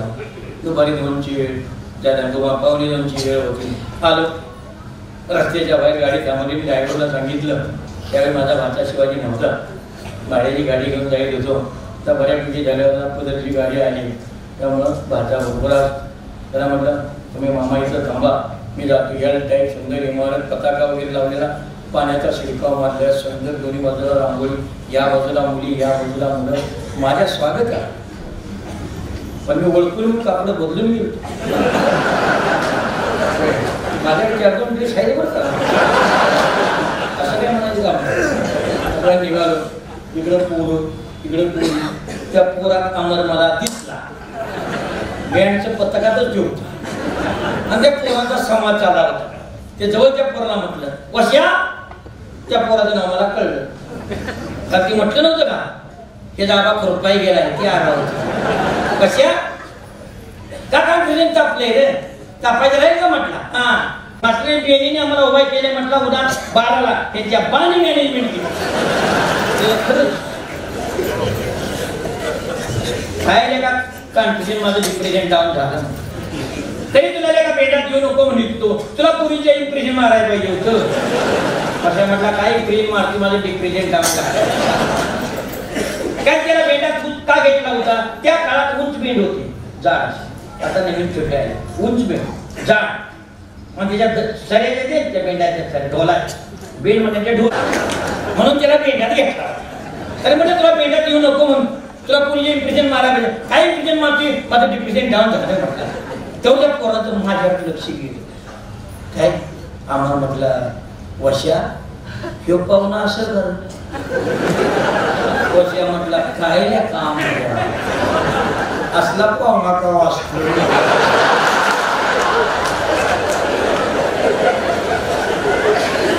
काय चालती बघ किस्सा म्हणा तमाश गेला जरा तरी बरं गणपत पडला का तिची सफारी बघ की म्हटला तेव्हा लागण्याने घेतली धुन पाठी फेक झाली. त्याच्या आईने मी गॅदरीला फोन पाहुण्यावर निघालतो आणि पोर माझी फिरपाना जाओ का नको जाओ का नको कोणाला बोलायला लागला. हे का म्हटला त्याच्या म्हटलं आपला पाहुणा आमऱ्या म्हटलं का ना नसतं तिच्या आईला पंचर झाले. वशा म्हटला पंचर नसतं मग ऍक्सिडेंट झाला.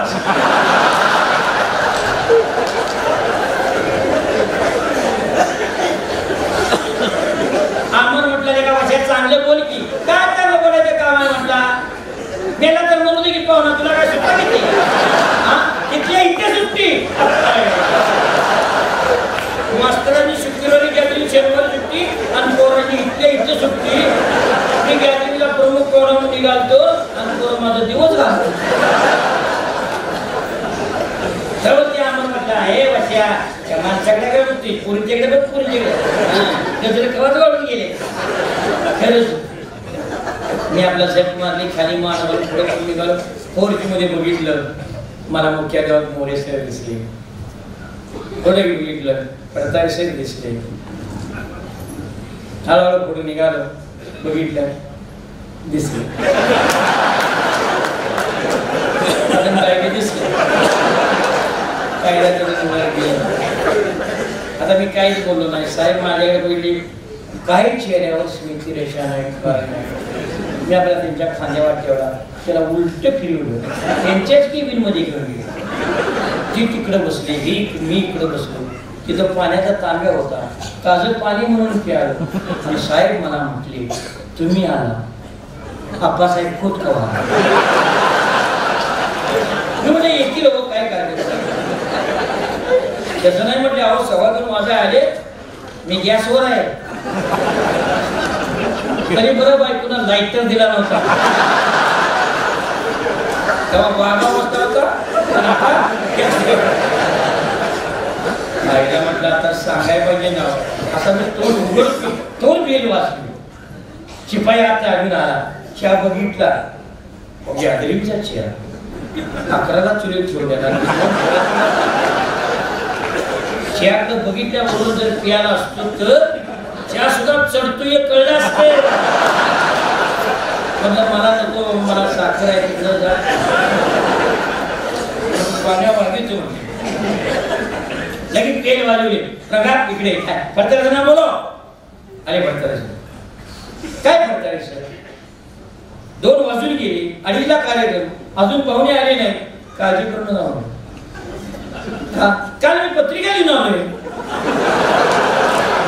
काय लबाड तुम्ही लबाड एवढं कमी बघले एवढा लबाड तुम्ही येतील म्हणजे आत्ता मला मोबाईल आला 10 मिनिटं येते म्हणजे निघून गेले.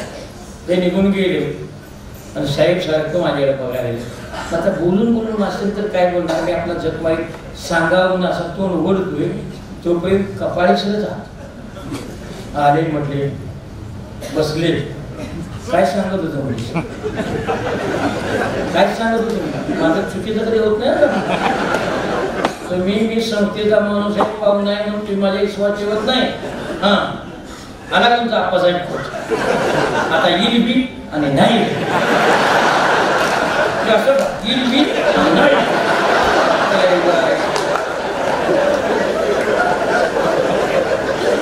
तुम्ही का बसा बघू तुमचं काम तुम्ही करा. माझं काम केले म्हणजे 12 कोटी उभा केल्या माईक लावलाय सर्टिफिकेट लिहिले धार आणले मेणबत्ती कधी मग समयी कापूसला ठेवलाय दगड आणलाय, नारळ आणलाय, सगळं व्यवस्थित आहे, हार तुरे सगळं व्यवस्थित आहे म्हणजे काळजी करू नका. आणि मुलं रस्त्यावर थांबलेत. मग तुम्ही काय थांबलाय? पाटील जर तिथं आहेत ते तिथंच बसू. मी दुसऱ्यांदा पाणी प्या. आता असं म्हटल्यावर नाव तर कसं सांगायचं? माझ्या पोटात गोळा यायला लागलेल्या आईला कार्यक्रम केला अशी बुद्धी कवा सुचली नसेल तेव्हा वाचीव असं म्हटली मी. रंगा अरे बोले आहेत की इथं अरे बोले की नाही म्हटलं. मग तुमचे दोस्त सांगतो की म्हटले कुठे रिफ्रेशमेंट डिपार्टमेंट आहे जा की तिकडे. 2-3दा नाव दिले घेतोय कुठे ते सर मी ना आणि मी तरी साहेब गॅसवर मी डबल गॅस.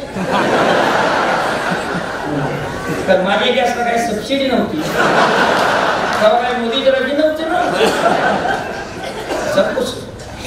आता म्हटलं बोल ना तर कदम बाई आपल्याला त्या बसल्या मी नाही बाबा बोल कशाला कोणाची तोंड आपलंच कोण बघायला.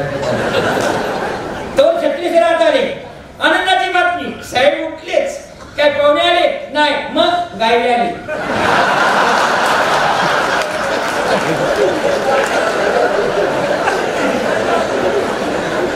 गायले आली.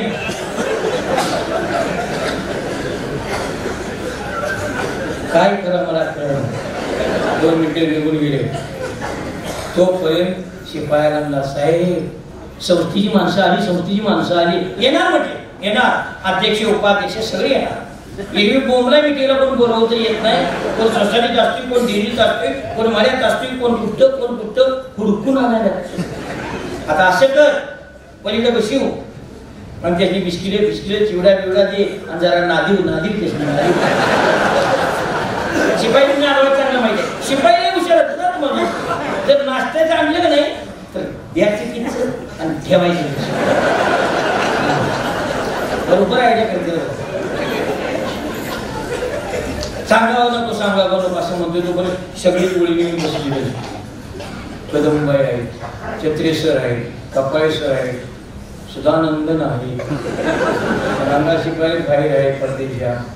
आता मी सांगावं म्हणतोय तेव्हा अमृत आता मला सर ओशाने ढोल फोडला.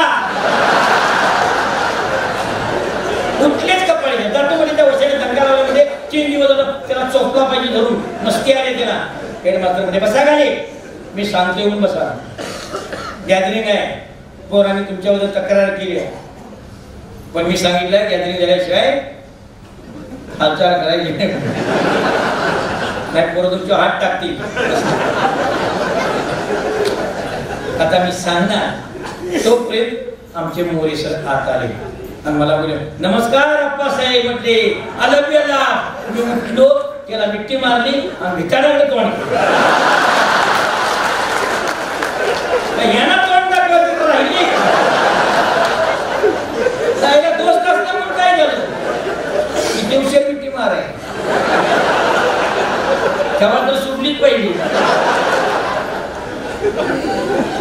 सगळी उठून उभं राहिली. साहेब उठून उभं राहिले आणि माझ्याकडे बघायला. मी सगळ्यांकडे बघितलं. कपाळ सरांच्याकडे बघितलं. कपाळ सरांचा कपाळ मोक्ष झाला. छत्री सरांच्याकडे बघितलं. गाय गायल्यापेक्षा आनंद झाला. सुधानंदन फडतरांच्याकडे बघितलं. 10-15 कविता त्याला सुचली असतील. आणि कदमबाईंच्याकडे बघितलं. आई शपथ कदमबाई कुणाला साहेब मला म्हणजे काय साहेब नाव सांगायचं नाही. मी म्हणलं तुम्ही तर काय विचारलं. असून परिवार झाली. गॅदरिंगला गेलो. सुंदरपैकी गॅदरिंग झालं. चहा पाणी झालं. परतीच्या प्रवासाला निघालो. मी गाडी घेऊन बसलो. साहेब माझ्याजवळ आले. मोरे सर माझे मोरे सर मित्र आहेत आणि माझ्याकडे बोलत माझ्याशी म्हणाले तुमच्या गाडी भाड्याचे 500 ड्रायव्हरकडे दिलेले आहेत आणि तुमच्या मानधनाचे पैसे आणि पाकिट मानधनाचं पाकिट पडताळे सरांच्याकडे दिले. माझ्या पोटात पुन्हा गोळा आला. आईला म्हटलं दिले त्याला खरं मला देते का नाही. तो पण पडताळे पळत आले. एवढा मोठा गट्ट्या आणि पाकिट हे मानधन ती भेट. नमस्कार चला आता कशाला वाटेल ते साहित्यिकांची सवय असते. मानधनाचं पाकिट कधीही घरी गेल्याशिवाय बोलून पाहायचं नसतं. हे माझं तत्व आहे, कारण ते मानधन आहे. त्यामुळे त्याप्रमाणे मी काही पाकिट बघितलं नाही. गट्ट्या कशाला जोडतोय आणि म्हणून आणि काय गेलं, चला म्हटलं घरी गेलो. मुलांनी गट्ट्या सोडला आणि बायकोनं पाकिट उघडलं. पाकिटात पैसे नव्हतं. अखंड ताव काव्यामध्ये भरभरून माझं नुसतं कौतुकच होतं फडकायचं. आणि शेवटच्या 2 ओळीमध्ये लिहिलं होतं, तुमच्या मानधनाचे रुपये मी ठेवून घेतलेले आहे, त्या बदली अंतरीच्या खुणा हृदयीचा माळ या कविता संग्रहाच्या 100 प्रती दिलेल्या आहेत. महाराष्ट्रभर फिरताच 50% जरी विकल्या तरी मानधनाच्या दुप्पट पैसे मिळतील. मी कपाळ हात मारला. माझ्याकडे प्रश्नचिन्ह उभा राहिला. माणसाशी का वागतात? जो प्रश्न तुम्हालाही कधी कधी पडतो तोच प्रश्न मलाही पडला. माणसाशी का वागतात? चांगल्या आणि वाईट माणसांच्या शोधात मी महाराष्ट्रभर फिरत राहतो.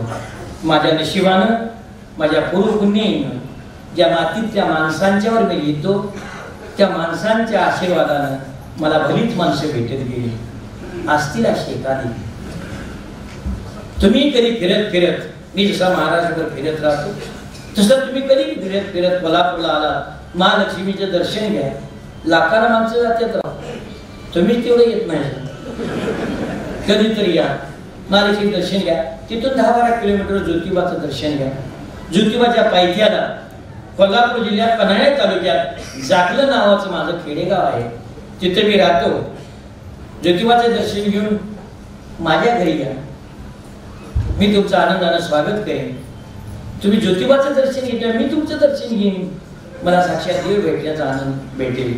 मी माझ्या घरचं ताजं पाणी देईन, कुचकापणा करणार नाही. मी माझ्या बायकोला चहा करायला सांगेन, तेवढं माझं अजून वजन आहे. माझी बायको ऐकल. चहा पिऊन झाल्यानंतर अंतरीच्या खुणा हृदयीचा उभा.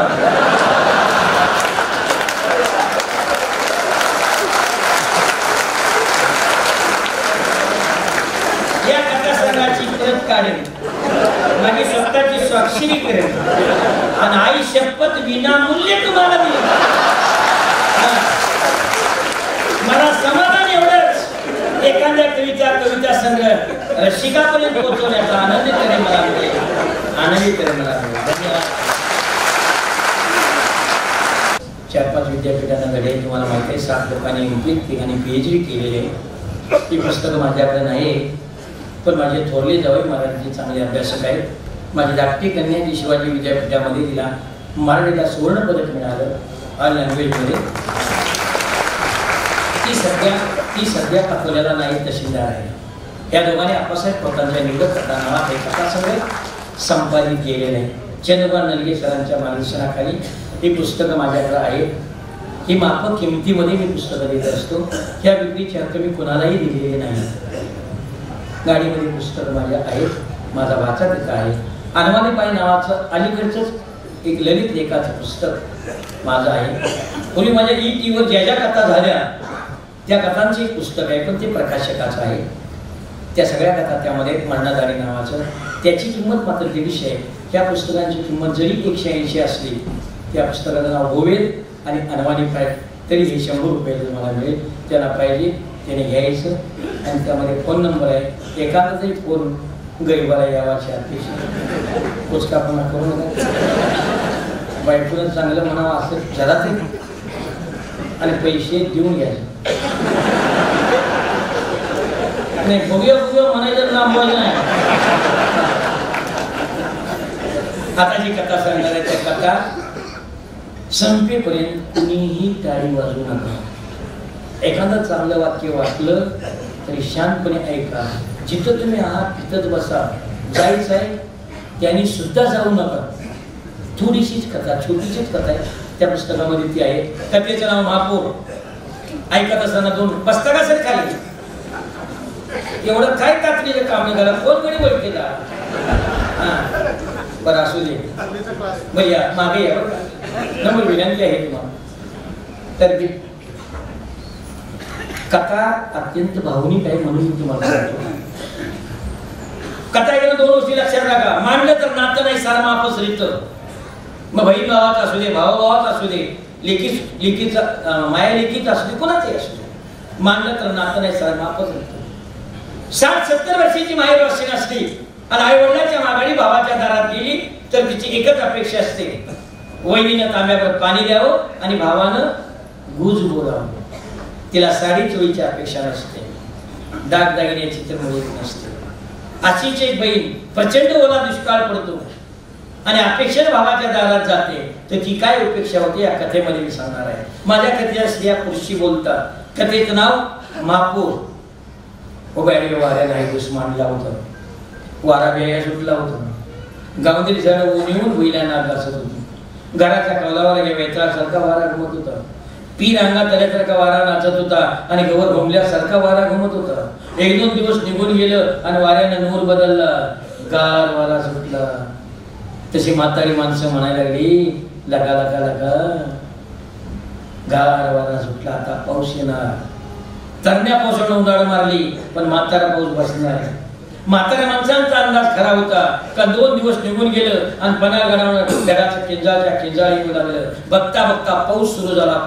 पाऊस म्हणजे पाणी, पाणी म्हणजे जीवन. माणसांची तोंड मवारली, माणसं अंदाज करू लागली, माणसं म्हणायला लागली, लगा लगा लगा एवढा चांगला पाऊस पडला, एवढा चांगला पाऊस पडला आणि असं चांगलं पीक आलंय, आता धान्य ठेवायला घरात जागा उरणार नाही.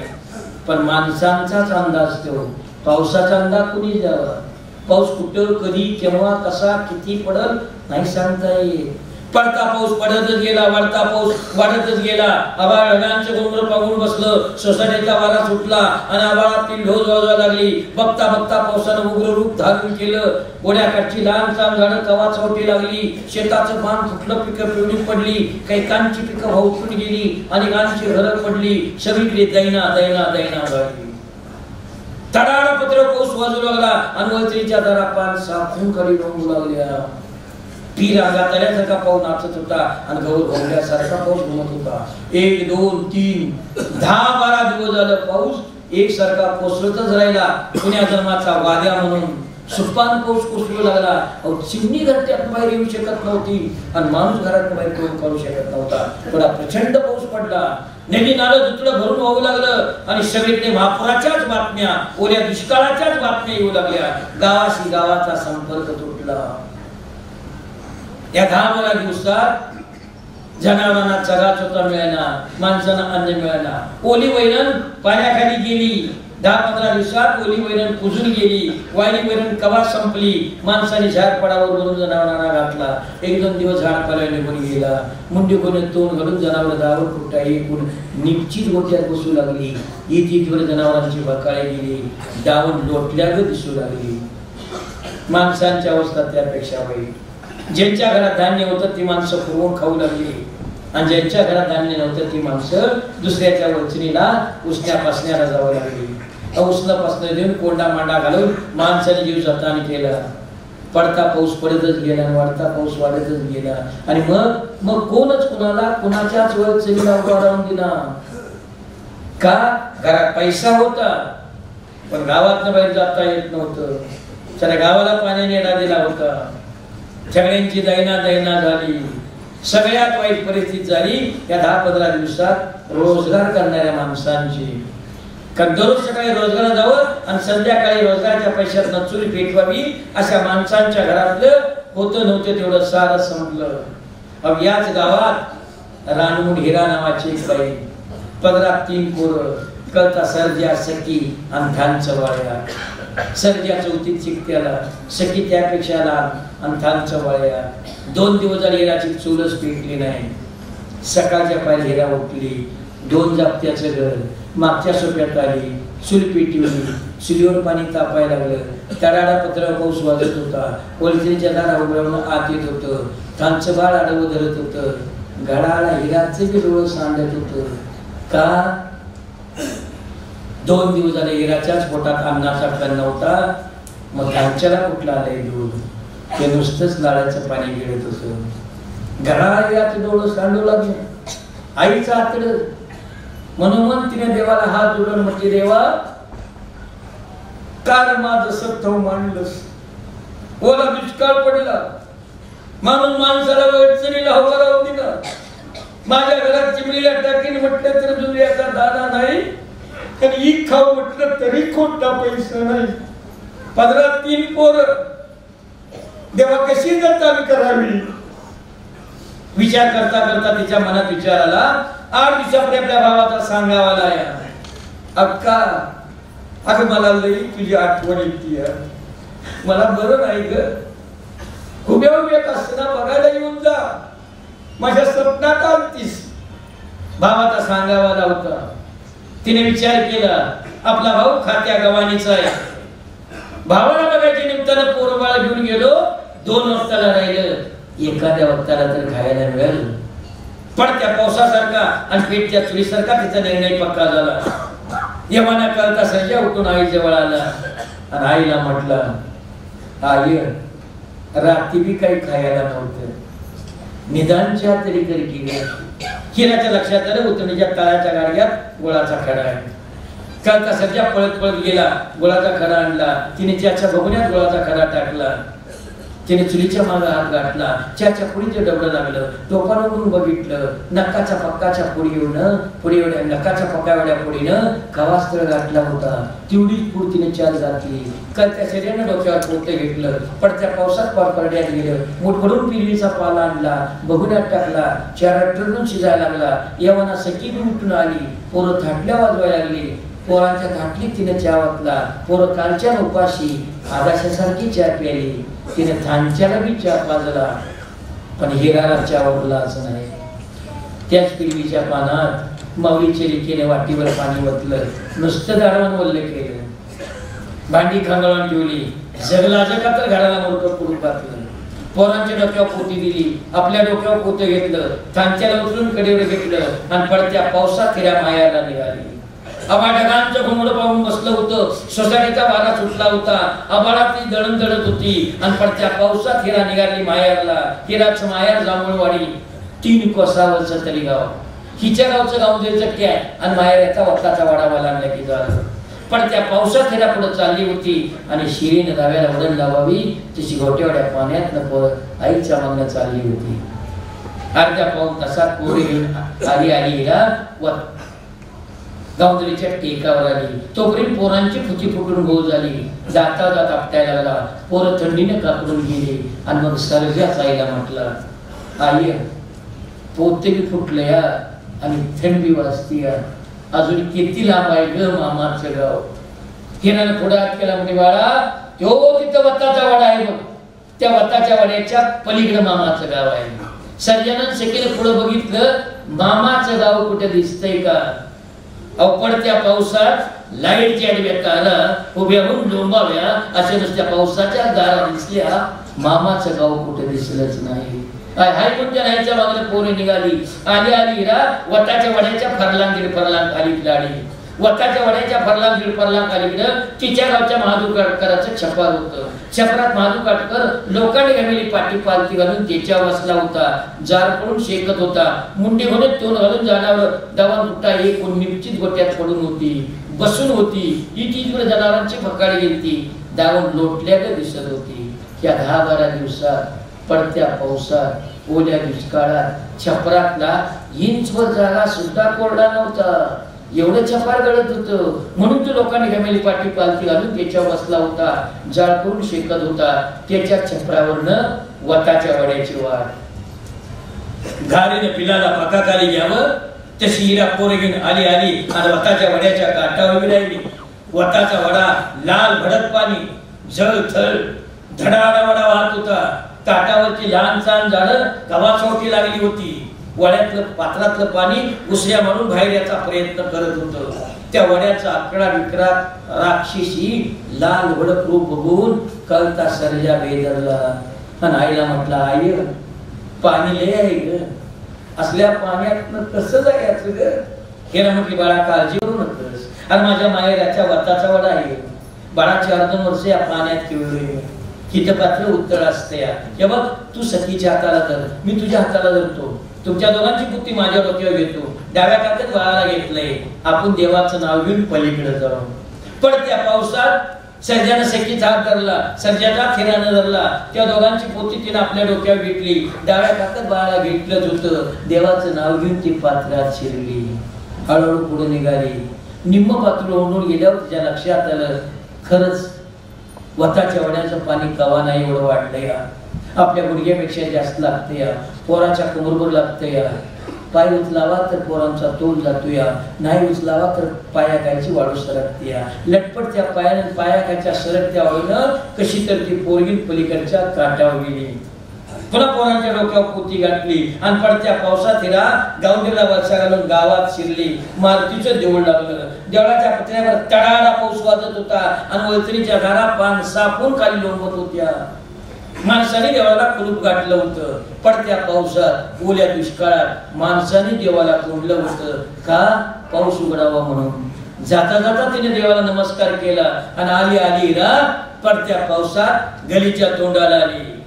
गलीच्या तोंडाला उरच उरस वड, साऱ्या गावावर वड सावली जण उभा होता. पडत्या पावसात चिंब भिजला होता. जाता जाता ते जलक्ष वडाच्या पाराखाली गेलं. याच वडाच्या पाराच्या सावलीत ती बारकी असताना कवा तर जिबलीने बी खेळली होती आणि खड्याने बी खेळली होती. जुन्या स्मृतींना उजाळा देत देत हिरा आली आली आणि भावाच्या दारात उभी राहिली. हिराचा भाऊ नाही नुसता जेवला होता. पुढच्या सोप्यात मोंडा हातरलं होतं, तोंडात पण रंगलं होतं. पिचकारी मारायचं म्हणून तो उठला.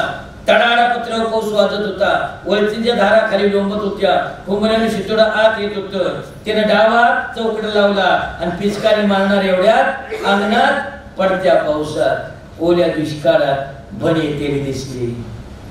आपल्या बायकोला तरी सांगावं म्हणून तिने तोंडात केलं. 2 जप्त्याचंच घर. मधल्या चौकटीत तिची बायको तांदूळ नीट करत होती. तांदळाला सो भरलं होतं. खरमावलीच्या लेकीच मन माथुरीतच होतं. पचकन तिने पचकारी मारली. पाण्या पाण्यात तांबडं पाणी विरून गेलं. अगं अक्काली जणू, त्याने बायकोला सांगितलं. तिने बसल्या जागेवरच मानवर करून बघितलं. हो कमा नाही ते ननंद येतेली दिसली. ओला दुष्काळ भरीत भर. तिने डाव्या कानात भरलं, सुबाजूला सारलं. तो झाप चौकडीला लावला. उठून उभा राहिली. आली आली हिरा आत आली. या का कशी आलीस गासल्या पावसातनं. भावानं बहिणीचं तोंड भरून स्वागत केलं. आली आली हिरा आत आली. पोरांच्या डोक्यावरची पोती काढली, पिळली झाडली, फुटीला अडकली. पोरांच्या अंगावरची कापडं काढली, पिळली झाडली, पुन्हा गाठली. आपला वल्ला पदर पिळला, झाडला, मुरवतीने डोक्यावर घेतला आणि भितडला पाठ लावून खांच्या लाकडीला घेऊन हिरा भितडला पाठ लावून बसली. सर्जांसाठी मामावर बसली. तवरा आबाळात तीच गडगडायला लागली. पहिल्यापेक्षा पाऊस वाढला. पत्र्यावरच्या तडाला पाऊस वाजायला लागला. वैतरीच्या धारा दुप्पट खाली वाहू लागल्या. पावसानं उग्र रूप धारण केलं. हिरा मनात चिरविचर करू लागली. म्हणायला लागली, देवा का रे पुन्हा सताव मांडलंस. 10-15 दिवस झालं पुण्या जन्माचा वाद्या म्हणून पाठ घेतली ती घेतलीस. आता उघड बाबा, आता नको अंत बघू. आणि असाच पडायला लागला तर माझं 2 जप्त्याचं घर आहे. मागचं भिताड भिजलंय. मागच्या भिताडाची माझी चांदी ती. अरे चांदी पडली तर मी कुठं राहायची रे. नक्क बाबा आता उघड. ती मनोमन पावसाला हात जोडत होती, विनवणी करत होती. आणि मधल्या चौकडीत नायकूची बायको हिराला म्हटली, कारण कवा नाही ते ननंदारात आली. नायकूची बायको हिराला म्हटली, दिवाणचा कसा आला असल्या पावसात ना. हिरा म्हटली, काही सांगू वहिनी, दादाला बरं नाही म्हणून सांगावं. ताकड्याला चैन पडला नाही. दादाला बघावंसं वाटलं म्हणून आलो बघ. अरे वहिनी, दादाला ते माझ्या शब्दात आला म्हणून आला सवी. त्याकडे जरा 8 दिवस झाले की 2 इंजेक्शन केली, 7-8 गोळ्या खाल्ल्या, आता ठणठणीत आहेत. याच होतं तर 8 दिवसामागं काल नाही सव झारखंड बिंद अंगावरच्या दळकांडावर काटा आला. 8 दिवसामागं काल नाही सर.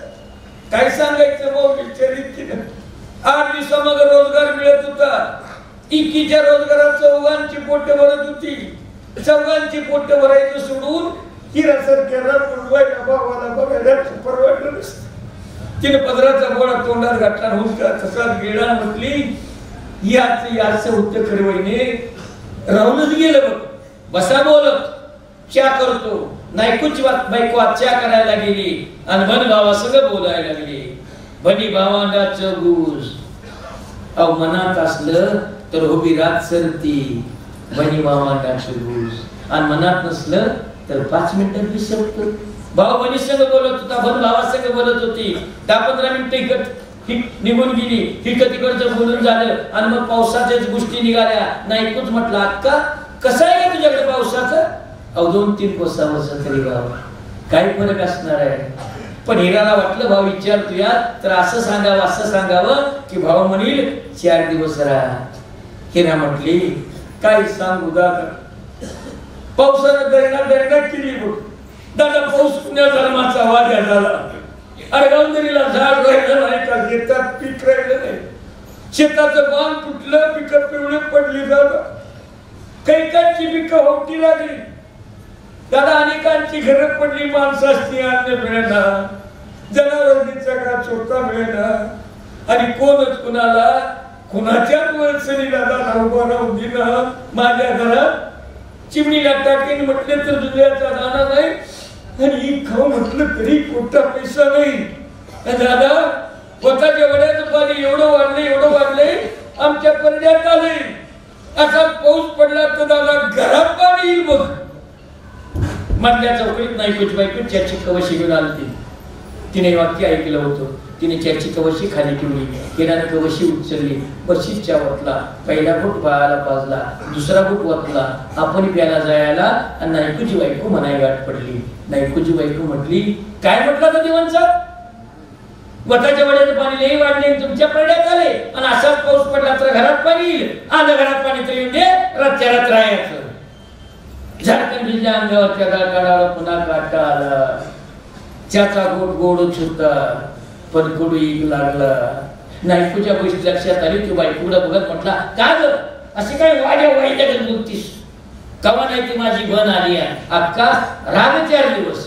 पुढचा गोड गोडच होता पण त्यापेक्षा तिला गोड लागलं.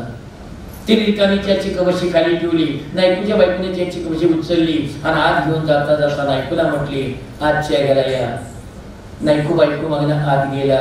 सर्जनशक्ती मामी मागणं आत गेली. अहो मामी म्हणणाऱ्या नायकूच्या बायकोनं पोरांच्या पुढे घाटलीत भात घातला.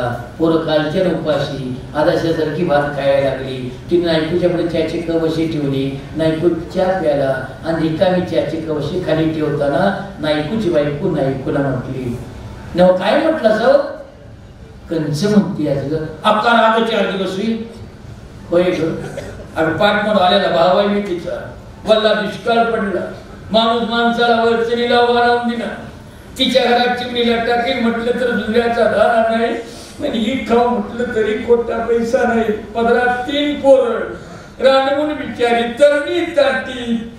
अगं माझ्या दारात उभी राही मग कुणाच्या दारात उभी राहील ग. म्हणजे म्हणीची तुम्हाला काही कळत आहे नाही पण महिला तुमची किती वेळ कळाय. अगं असं काय केलं ग तिनं? काय केलं? गेल्या वर्षी मसा मी इतकंच मागत होतो कामं दिली नाही. अगं बस तिची नव्हती ग. अर्धीने आणलेली बस. पहिल्या मालकाने किंमत दिली. सोडवणुकीचे पैसे दिले बस तिची त्याने नेली आणि पैसे घेऊन तर तिने काय केले ग? काय गुळकोबरं खाल्लं. अगं मालकाच्या दुखण्यालाच घातलं नव. मालक उपजारी आला नाही ते नाही. ते काय असं की असू दे नुसतं अर्ध पोत दूध दळवल्या आल्यासारखे रातच्या रात जाऊन दे आणि तिची जाऊन दे. तुम्ही लई वडून धरू नका. असा 2 जापत्याच घर. नको नको म्हणता आतलं बोलणं हिराच्या कानावर येत होतं. घराला डोळं सांडायला लागलं. उरलं बाळाला उचलून छाती संग कोटाळलं. पदराचा बोडा तोंडात घालून हुंका तसाच गेला. मनात म्हटली ओला दुष्काळ पडला. माणूस माणसाला वळसणीला उभा राहून देणार. कुठं जायचं म्हणून भावाच्या दारात आलो. चूक केली. त्याला नको पाहिजे होतं. आईबाच्या माघारी कुणाचा भाऊ कुणाची भाऊज. नको म्हणता तिने समोरच्या चौकटीच्या वर बघितलं. समोरच्या चौकटीच्या वर 6 महिन्यापूर्वी वाढलेल्या वडिलाचा फोटो होता आणि फोटोला घातलेला कवाच वाळून गेलत. यमाना सर्जाचं सखीचं जीवन जात. पोर बाहेर आली, आईचं वल्ल भाऊकडे धरून खाली बसत कळता संजय आईला म्हटला, आई आपण आली म्हणून मामा मी म्हणते ती वल्ल्या पदराखाली घेतली. म्हटली बाळा असं नाही बोलायचं. उरावर दगुट्टीवर ऐकू बाहेर आला, बहिणीजवळ बसला.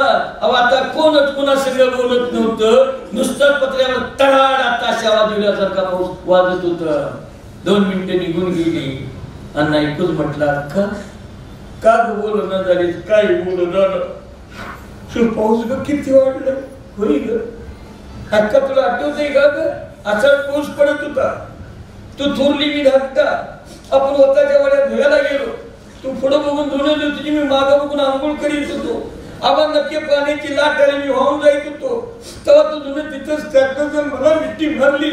त्यात मी आपण दोघं वाहून जायत होतो. तेव्हा तू अक्का करंजीच्या मुलीला धरलंस. अक्का, तेव्हा तू करंजीच्या मुलीला धरलं नसतंस तर आज माझं काय झालं असतं ग. किराणा तोंड बाजूला केलं, डोळं पुसत पुसत म्हटली, आता काही बोलू नको दादा, वताच्या वड्याचं पाणी लई वाढले, मला गेलं पाहिजे रे. कुणी कशी आणि आत्ता आलीस, जीवलीच का खाल्लीस, नुसता त्या प्यालीस, कुठे निघालीस. नाही जायचं, 4 दिवस राहायचं. अगं पुराणात म्हण 1 तीळ 7 जणांनी वाटून वाटून खाल्ला. चतकुर मिळेल ती वाटून खाऊया, पण तू जाऊ नकर झाला. बोला जेवढं नकर झालं बाबा.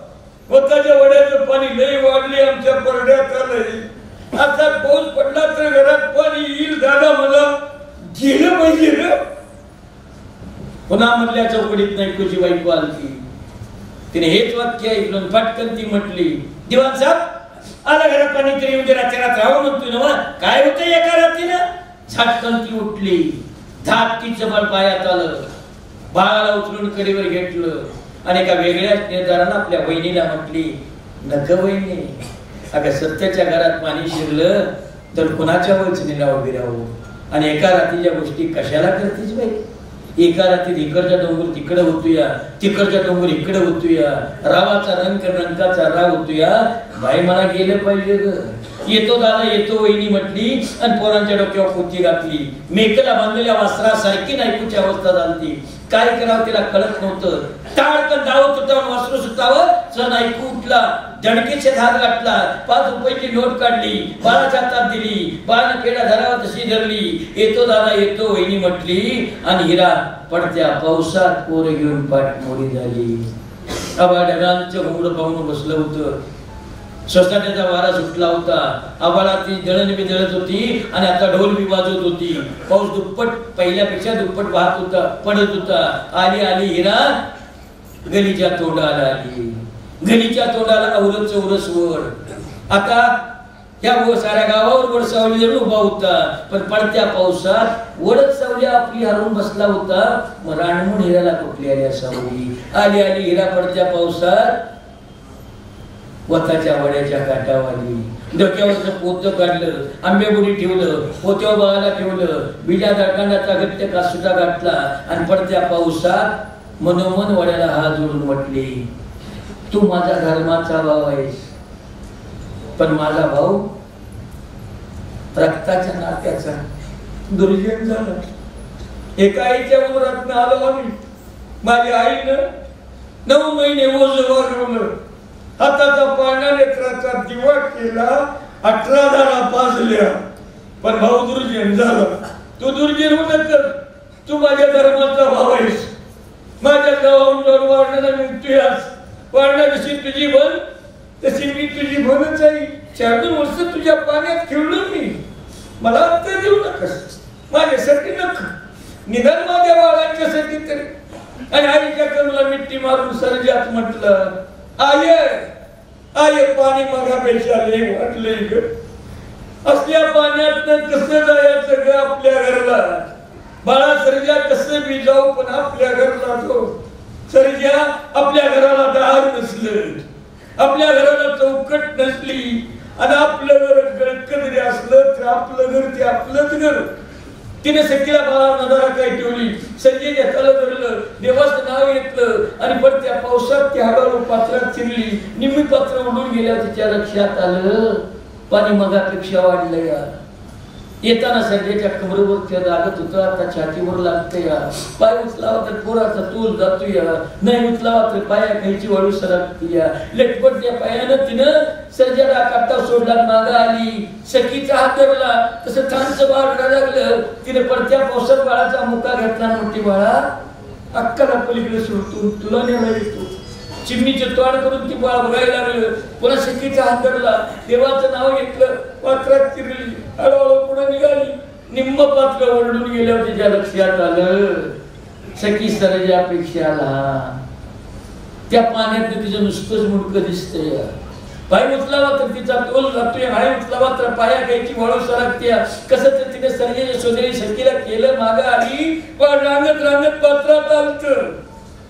बाळ उचललं, पटाका मुख घेतलं, छाती संग कवटळलं, पोरांची बुती आपल्या डोक्यावर घेतली, देवाचं नाव घेऊन पुन्हा पात्रात शिरली. आबाळाती गडगडत होती, डोल वाजवत होती, बेदरलं बाळ ताकदलं. आबा धक्क्या पाण्याची लाट आली, डोक्यावरची पुती कवाच होती लागली. बाळाचं पाय पाण्यात भिजायला लागलं. बाळ नाहीच्या घराला मिठी मारली. हळूहळू हिला पुढे निघाली. पाय उचलावा तर तोल जाईत होता, नाही उचलावा तर पाय घ्यायची वळू सरकत होती. बाळाची गळा मिठी आवडत होती. काही करावं तिला कळत नव्हतं. कसं तर ती निम्म पात्र उडून गेली. मग तिच्या लक्षात आलं पाय उचलावा तर आता आपलाच तोल जातोया. तेवढं पाणी वाढली. नाही उचलावा तर बाळाची गळा मिठी आवडतीया, आपला तोल जातोया. काही करावं तिला कळलं. म्हणून तिने देवाला हात जोडून म्हटली, देवा काल माझं सत्व मारलंस, अरे कुकुवाचा दणी मारला, तुला नाही दुःख सांग, मनाला सांग. पदराचा गोळा तोंडात घालून बिचारासंगी टक्करा घेतल्या. माझ्यासाठी नक, निदान माझ्या बाळांच्यासाठी तरी. काट्यावरच्या सर्जाने वळिकलं, आई थांबल्या म्हणजे वाहून तर नाही जायची. आई आई तू वाहून जाची, लवकर ये. काट्यावरच्या पोराने आक्रोश मांडला होता. पाय उचलावा तर तोल जाईत होता, नाही उचलावा तर पाया घ्यायची वळू सरकत होती. बाळाची गळा मिठी आवडत होती. काय करावं तिला कळत नव्हतं. नको नको म्हणता तिने पत्राच्या वरच्या बाजूला बघितलं. उमराची फांदी वाहून येतेली दिसली. मग तर तिचा सारा धीर खचला. सारं सपलं म्हटले. आता निघाल काट्यावरची पोरं तर नजर बाळा सर्जा सखीच्या हाताला नसात मागं जा. बाजूकडचा मामा चपरात शेखर बसला होता. आता असं त्याला म्हणावं आई होऊन जाते, तुला बोलवलंय नका ये. आम्ही तिकडे गेलो की तू इकडे वाहून जाशील. जा सर्जा, माझी शपथ आहे तुला, माझ्या बाळाची शपथ आहे तुला. आईने बाळाची शपथ घातली. सर्जाने सखीच्या हाताला धरलं आणि पोरं रडत रडत पाठपुरी झाली. जशी पोरं पाठपुरी झाली तसा हिने पाय उचलायचा प्रयत्न केला. धाडकन हिला तोल गेला. बाळाची मिठी गळ्याची लईच आवडली. आली आली उमराची फांदी जवळ आली. उमराची फांदी चुकवायची का पाय उचलायचा तिला काहीच कळेना. धाडकन उमराची फांदी तिला लागली आणि वाचवा एक काळी गौंदरीच्या पाण्यात फिरून गेली आणि हिला त्या पाण्याला लागली. दुसरा दिवस बोला बोलानं गावात बातमी आली, वताच्या होड्यात पुन्हा व्हायचं मुड आहे म्हणून. मिठीत बाळ बी तसंच आहे, मुठीत पाताची नोट बी तशीच आहे. माझी अक्का तर नसेल. अक्का म्हणून ऐकून आंबडा पडला, नाही खूप पळत सुटला. यवाना गर्दी जमली होती. गर्दीतल्या माणसानी आईची बाळाची मिठी सोडवायचा प्रयत्न केला. अहो मिठी सुटली नाही. अहो कशी सुटल? एका आईने बाळाचा जीव वाचवून मारलेली मिठी, प्रेमाची मिठी, वात्सल्याची मिठी विधात्याला सुटली नाही. माणसाची काही सुटती आहे. तसंच सरांन रचलं, सरणावर बाळाला घातलं. येवाना मामा सर्जाला सखीला घेऊन आलता. आईला बाळाला बघून मामाच्या गाला मिठी मारून सर्जा म्हटलं, मामा मामा माझी आई बाळका बोलून नाही का सर्जा, तुझ्या आता नाही बोलायची. अहो कोणीतरी जाणत माणूस आलं, सर्जीच्या हाताला धरलं, चित्ती लागणी द्यायला सांगितली. बाळाने चित्ती लागणी दिली. जसा चित्तेने बाळगणी घेतला तसं गर्दीतलं कोणसं म्हटलं बिनमनाच्या गोष्टीत म्हण वाणीने पिलाला पायाखाली घेऊन आपला जीव वाचवला. ती आई कुठं आणि ही आई कुठं. तसा नायकू जबान फुटला, नायकूला हंबरडा फोडला आणि मामा जगाला मिट्टी मारून सर्जाच म्हणत होता. मामा मामा एवढी सगळी माणसं मिळून माझ्या आईला आणि बाळाला का जायची ती ताई का सर्जा. तुझ्या आईला एवढ्या माणसाने नाही जाळलं बाळा. तुझ्या आईला मी जाळलं, तुझ्या आईला मी जाळलं. आता साऱ्या दुनियेचा महापूर ओसरला होता. कारण ऐकूच्या डोळ्याचा महापूर अखंड वाहत होता. दुतडी भरून वाहत होता, दुतडी भरून वाहत होता.